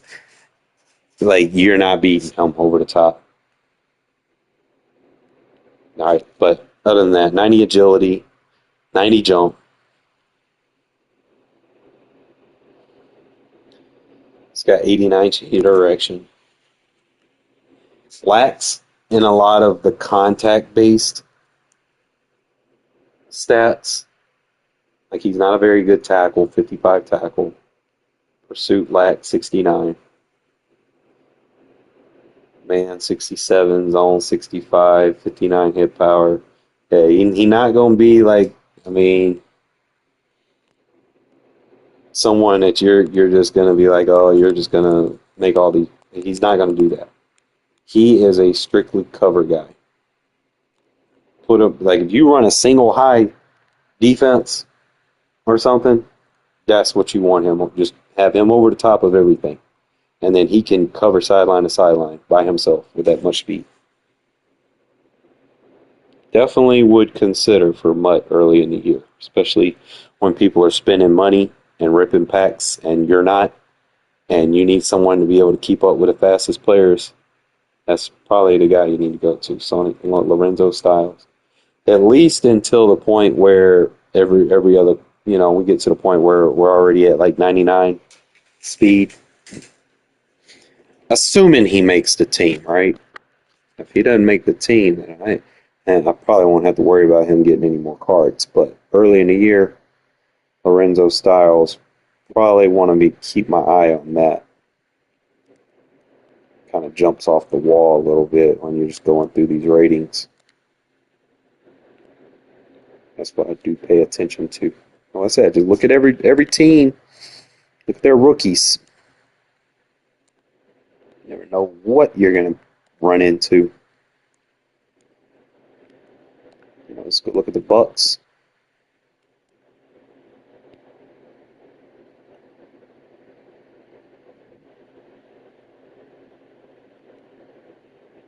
They got Bain, Trotter. Okay, so they got a fast corner. Keontae Scott. They got a lot of speed. Wide receiver Ted Hurst. They got a good defense attack. Yo, the Bucks did pretty good. That's a good draft, like off their top fives.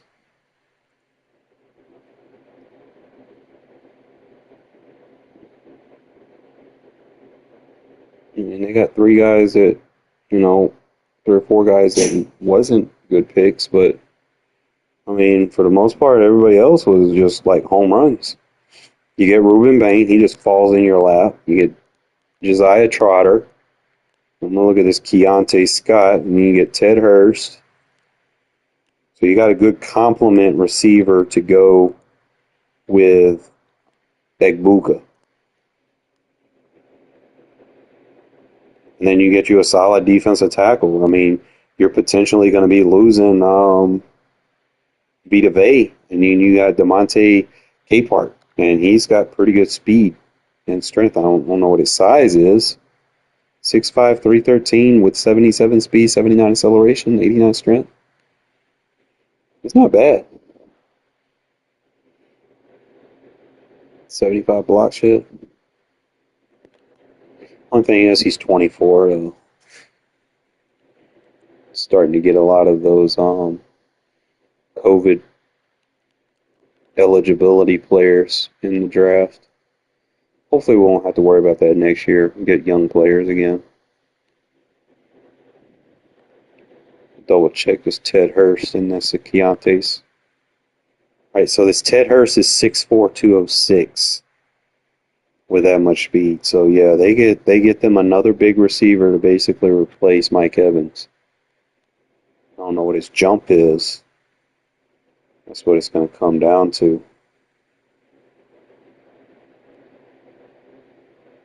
Ball carrier blocking. He's got 88 jump. I mean, that's not bad. You get them a solid guy that replaces Mike Evans. Yeah, I want to look at this corner because most of these fast guys, they're like undersized. It's 5'11", 191. I mean, that's not bad. It's ideal for a corner size. It's not bad. I think the Bucks did pretty good. I mean, the Raiders had like 5 picks in the top 100, but Bucks did pretty good. They got some guys that are definitely some starters.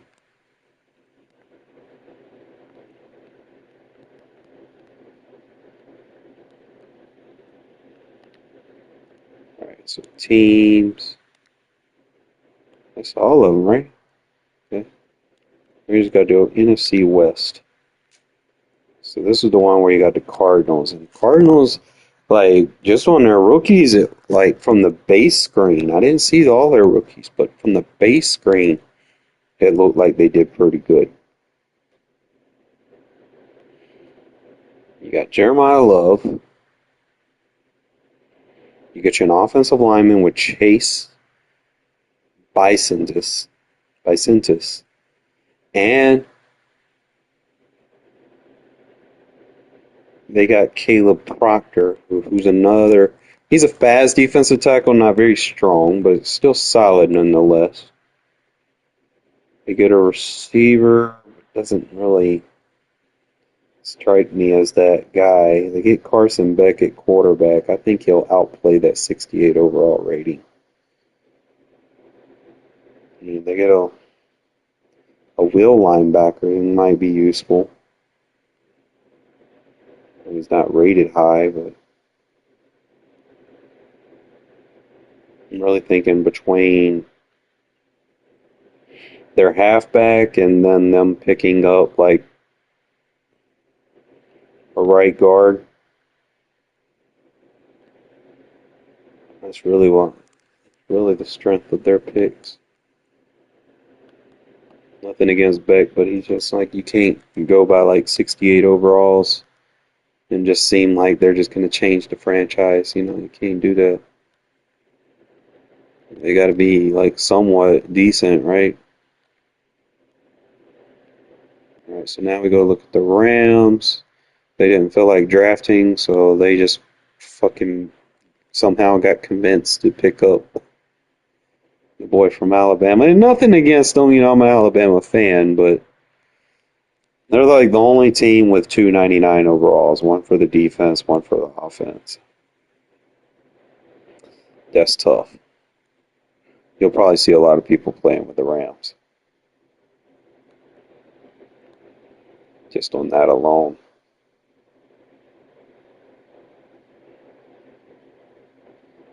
Yeah, and they got Ty Simpson slower than Matthew Stafford. But he does have more change of direction, so I'll give him that. And he is a little bit more agile. So definitely something you could probably, you know, have him waiting in the wings, I guess. I don't think they hit on any picks, bro. I see why they trade their picks away. Jesus Christ, they get a bunch of rookies. They got a shitload of rookies. And none of them's good, bro. Like, they're like 57 overall. They drafted a 57, 62, 62, 62, 62, 63, 63, 63, 64, 64, 65, 65, 66. Like, bro, like their drafting is horrible. Yeah, I'd be mad too if I was Sean McVay. I'm like, fuck it, I'm gonna trade the rest of my picks for a 99 overall. And then but they traded Jared Verse, bro. Like that makes no sense. Like you get rid of extra picks just so you can say you have Myles Garrett. But Jared Verse was good. Like, what? You got rid of the young version of Myles Garrett. Fucking Rams, bro. Let me see.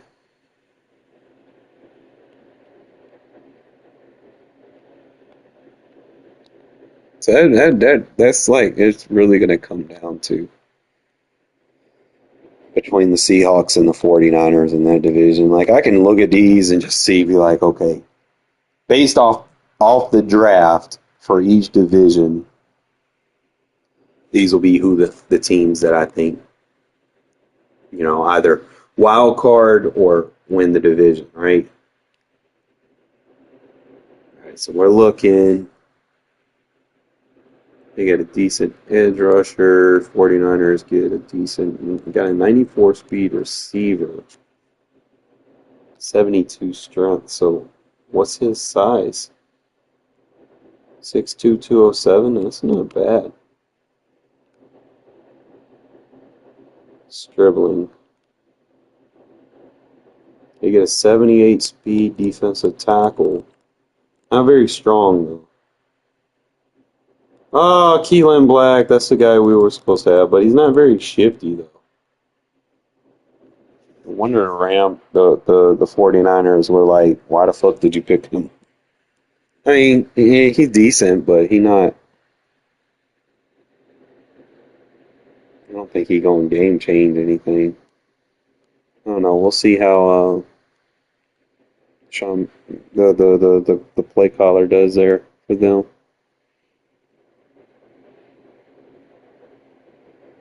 Cornerback, decent cornerback can play match. And they don't really hit on the line, bro. They didn't really hit on anything. It's like outside of maybe dribbling and getting depth at the left edge position, they didn't really hit on anything. Keelan Black was a good player, just went to the wrong team. Not being unbiased, I mean, if they didn't pick him up, the Raiders probably would have picked him up, and we wouldn't have got Mike Washington Jr. So I mean, it is. I like Mike Washington Jr. So I mean, I'm not gonna complain. And then last is the Seahawks.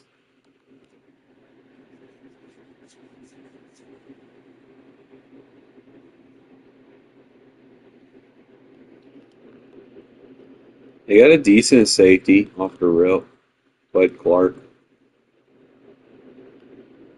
I don't think they did anything with that. They didn't do anything with their corner. Didn't hit. They just swung for the fence on a lot of these picks. They didn't really get anything outside of their safety, and that's it, really. All right. So me going back into each division, I'm going to tell you who, based off of just a draft. Now, I can't go by everything. If I'm going by draft and putting themselves in better position for the future,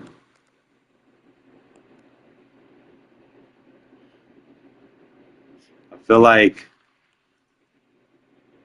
low-key, the Jets did pretty good draft-wise. Double check, make sure.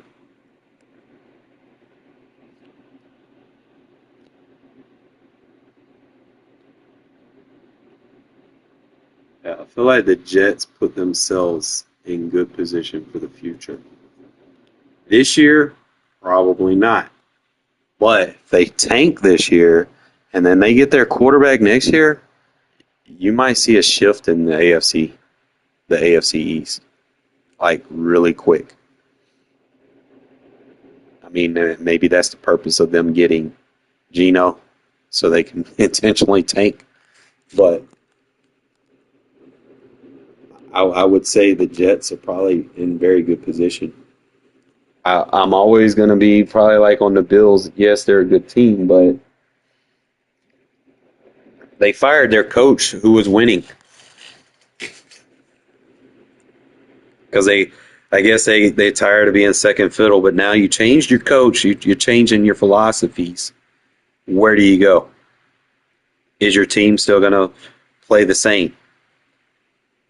Probably not. I just don't feel like the Bills are a well-run organization. And y'all can critique me if y'all want, but I don't feel like they're going to be in a Super Bowl anytime soon. You know, they can be in the playoffs all they want, but they're not going to be in a Super Bowl anytime soon. It is what it is. So it's either between the Patriots and the Jets moving forward. Really depends on how the offseason shenanigans that was going on with the Patriots coaching shit that happened and whatnot. But, you know, time will tell. But other than that, I feel like the Dolphins and the Jets are probably going to be going places in the future in that division. It's a crazy take, but, you know, I'm being realistic here. As far as the AFC North, I'm going to 100% say that this is either the Browns or the Steelers, and it's not just for the future; it's for now. Like the Ravens may have fell off. The Bengals, they Bengals are Bengals, bro. Bengals are like the new Browns, doing stupid shit. I think that division is the Browns and the Steelers. AFC South, you can't take away from the Texans. I feel like the way the Colts season kind of just went spiraling down real quick after they had a good start is pretty much, you know, the full tell of everything about them now. I'm saying that the Jaguars and the Texans are pretty much in better position to succeed right now and for the future than the Colts have been. The Colts did not draft very good based off of what I've seen. I could be wrong, but I feel like the Texans and the Jaguars are probably the better teams in that division. AFC West is kind of, you know, sporadic. Certain teams, you know, are going to do what they're going to do. Like, you still can't technically count off the Chiefs. This division's up for anyone for grabs. However, the Raiders drafted really, really, really, really good. And that could be, you know, if we can put like a few years of this together, I'd say 3-4 years, man, the Raiders might be playoff contenders. You know? But like for right now, if we're gonna be honest, I'm thinking this division's right now is between the Broncos and the Chargers. I don't think a draft alone helps the Raiders immediately just catapult to the top of the division. I don't feel like changing your coach and doing all that is going to be enough, but it is a good look for the future.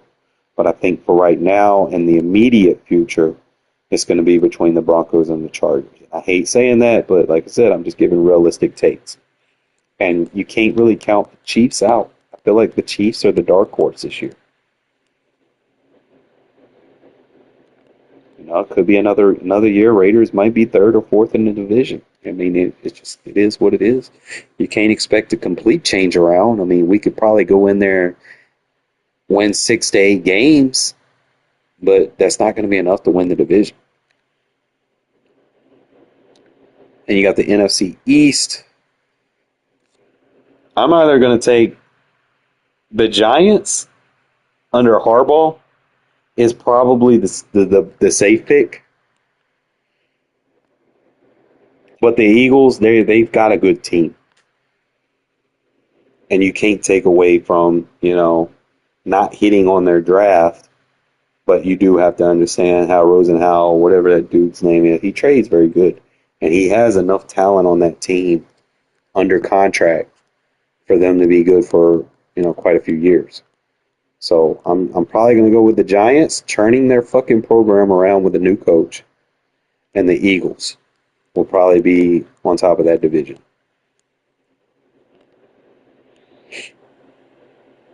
I'm going to go to the NFC North. I'm probably going to go with the Bears.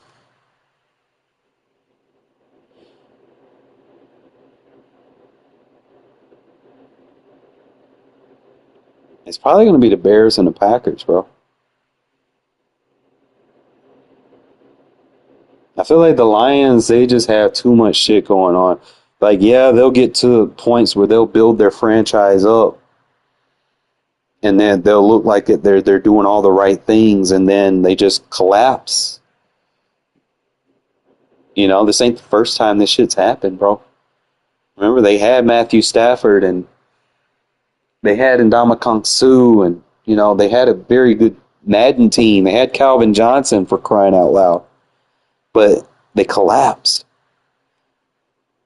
And I feel like that same collapse is happening with them losing Terry and Arnold. So, like I said, I'm gonna roll with the Bears and the Packers in that division.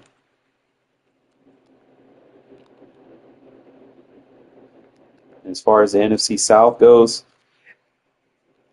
I'm gonna be honest. I'm gonna say the Bucks. I don't know who finishes second, but I know who finishes first. I'm gonna go with the Bucks first, and coin toss whoever's second. That division has been very bad for the last few years, where it feels as if, y'all remember when the NFC East was really bad and they would make the playoffs with like fucking 6 wins? That's the position that division is in right now. Like, even if the Bucks fuck up, like, they can still win the division. Like, I feel like they have a roster better suited for that.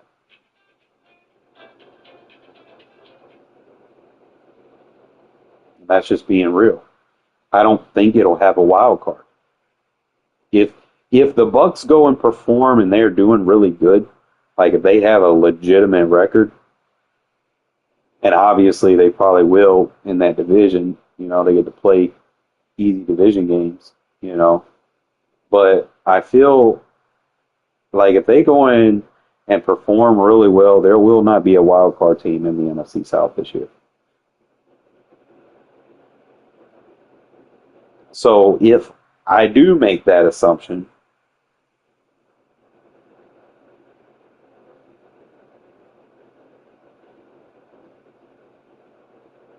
that's tough, man. Like, I mean, let's just be real. I don't think there will be a wild card in that division.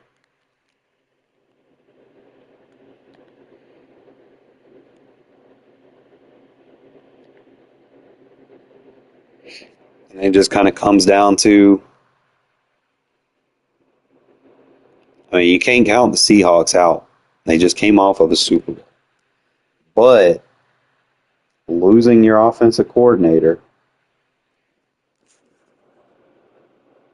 is when you find out whose team it really was. Was it the offensive coordinator or was it the head coach? That's what that's going to boil down to. But you can't count them out because they're just coming off of a Super Bowl. You can't count the 49ers out because Shanahan calls good plays, bro. He schemes people open, bro. Like, he made Brock Purdy. Mr. Irrelevant is actually a legitimate starting quarterback in the league. Is he the best? No. But I mean, he works in the system. He uses the tools in his toolbox and he makes it work. They've got solid players, but I don't know how much of a window they have to be competitive. But you're definitely going to go with the Rams and the Seahawks in that division. Until something changes, you could probably have three teams potentially could be playoff contenders in that division, being that there's only going to be one team in the NFC South that makes the playoffs. So, I mean, this could be one of those divisions where you could have potentially three teams make the playoffs. But like I said, off the rip, Rams and Seahawks, no doubt. But that's just everything that I see as a whole. I have to figure out how to get out of this close card. That says 12 days before I can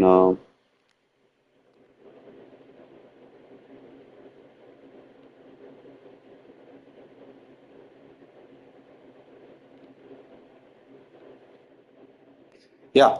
Sorry about that. Just had to go through my do's and don'ts. And maybe during that time I got enough players where I can build my set.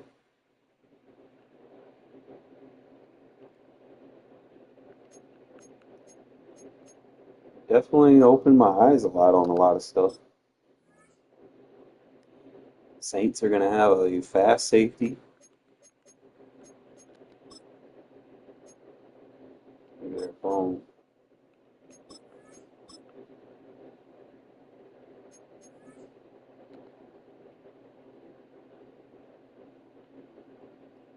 I probably could pick these three up. That's only going to be like 60,000. Really depends on how many I need. That's all I need is three. So yeah. Go ahead and buy. Oh, never mind. Boom. Buy now.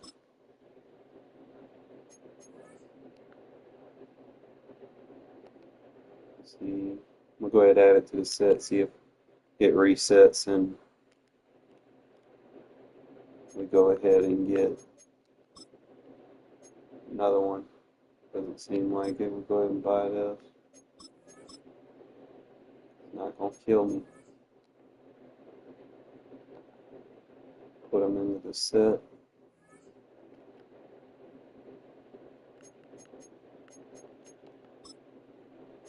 Brush your fingers if not. Cool. So technically, I get me another guy cheaper than what I would have if I would have just bought him straight up. So now we get our edge rusher, and now I can go back and try to address the defensive tackle.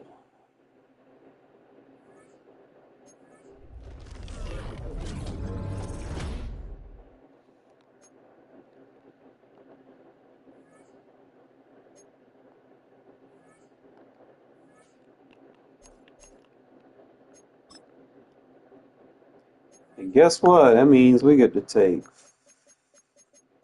somebody off this fucking team. I'll probably keep Zadarius for now. We'll probably get rid of Justin Tuck.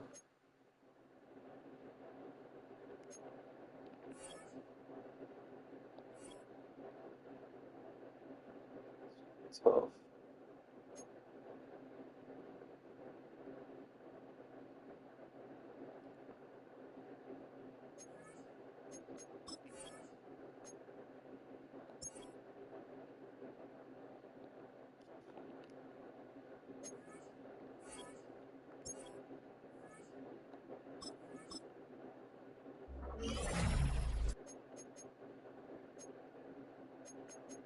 Alright, so we got Colossus. Unstoppable, so he is Browns. The right edge. It's only going to give me NFC teams, so I'm probably better off just going with the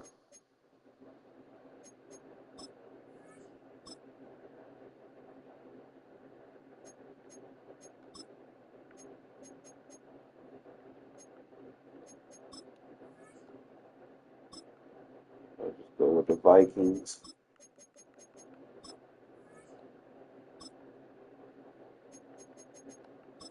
Or I can just give them Rams, it doesn't matter. Rude.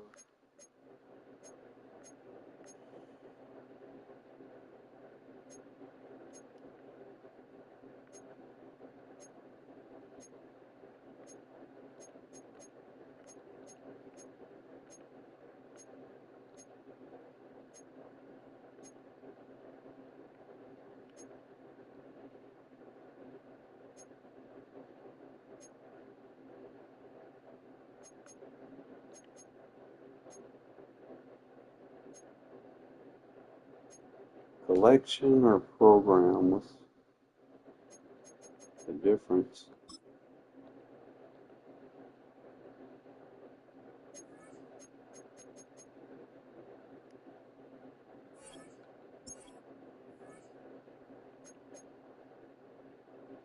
It's Team of the Year program.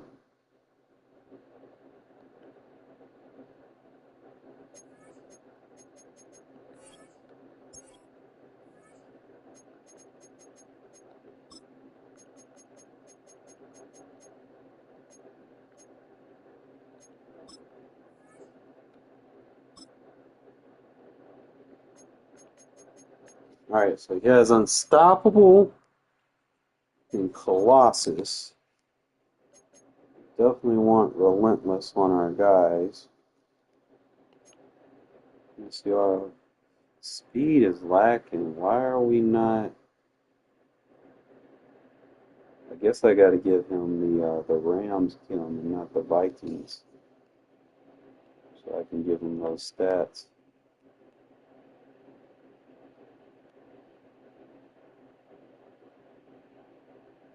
Relax. He's got 99 zone though.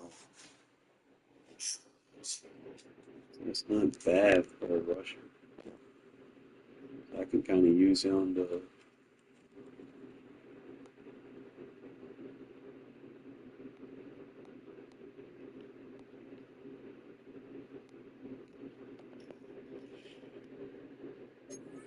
figure out what boosts him up.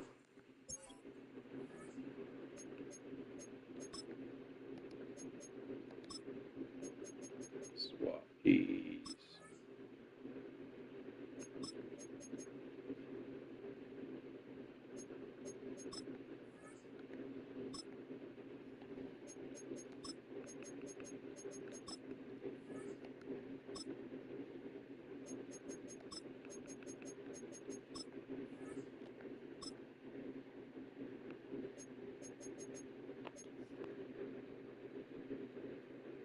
The only thing is I don't have the 99 speed.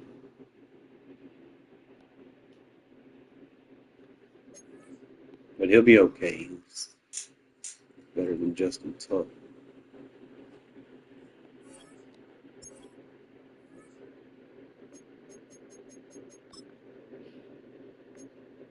So we already have Unstoppable, and we already got Colossus.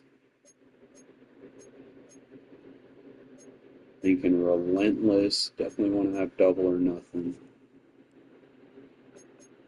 You want to be guaranteed. Like double or nothing and Relentless.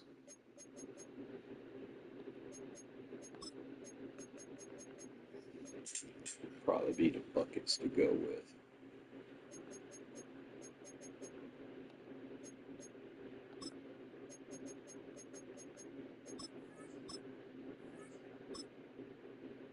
Double or nothing.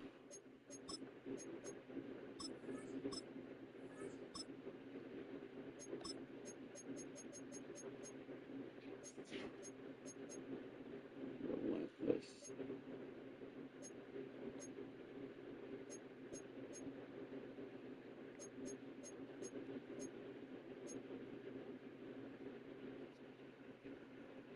You like a run stuff ability, like you don't have one of those.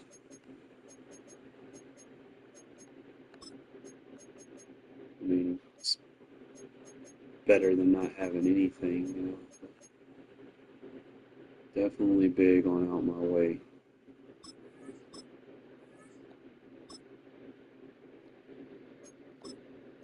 And it's a contact game, so.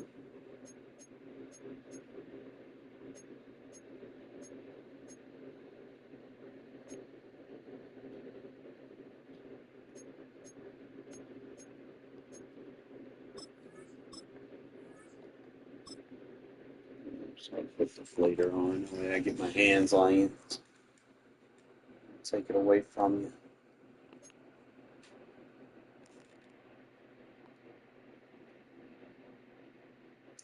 So it sucks because I don't have a theme team for it to get the most out of them, but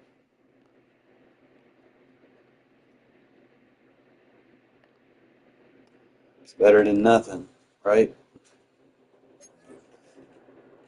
I think my defense will be alright for the rest of the day. Probably do some work to try to get some defensive tackles. But I'm going to take me a nap. Fellas, I'll see y'all later.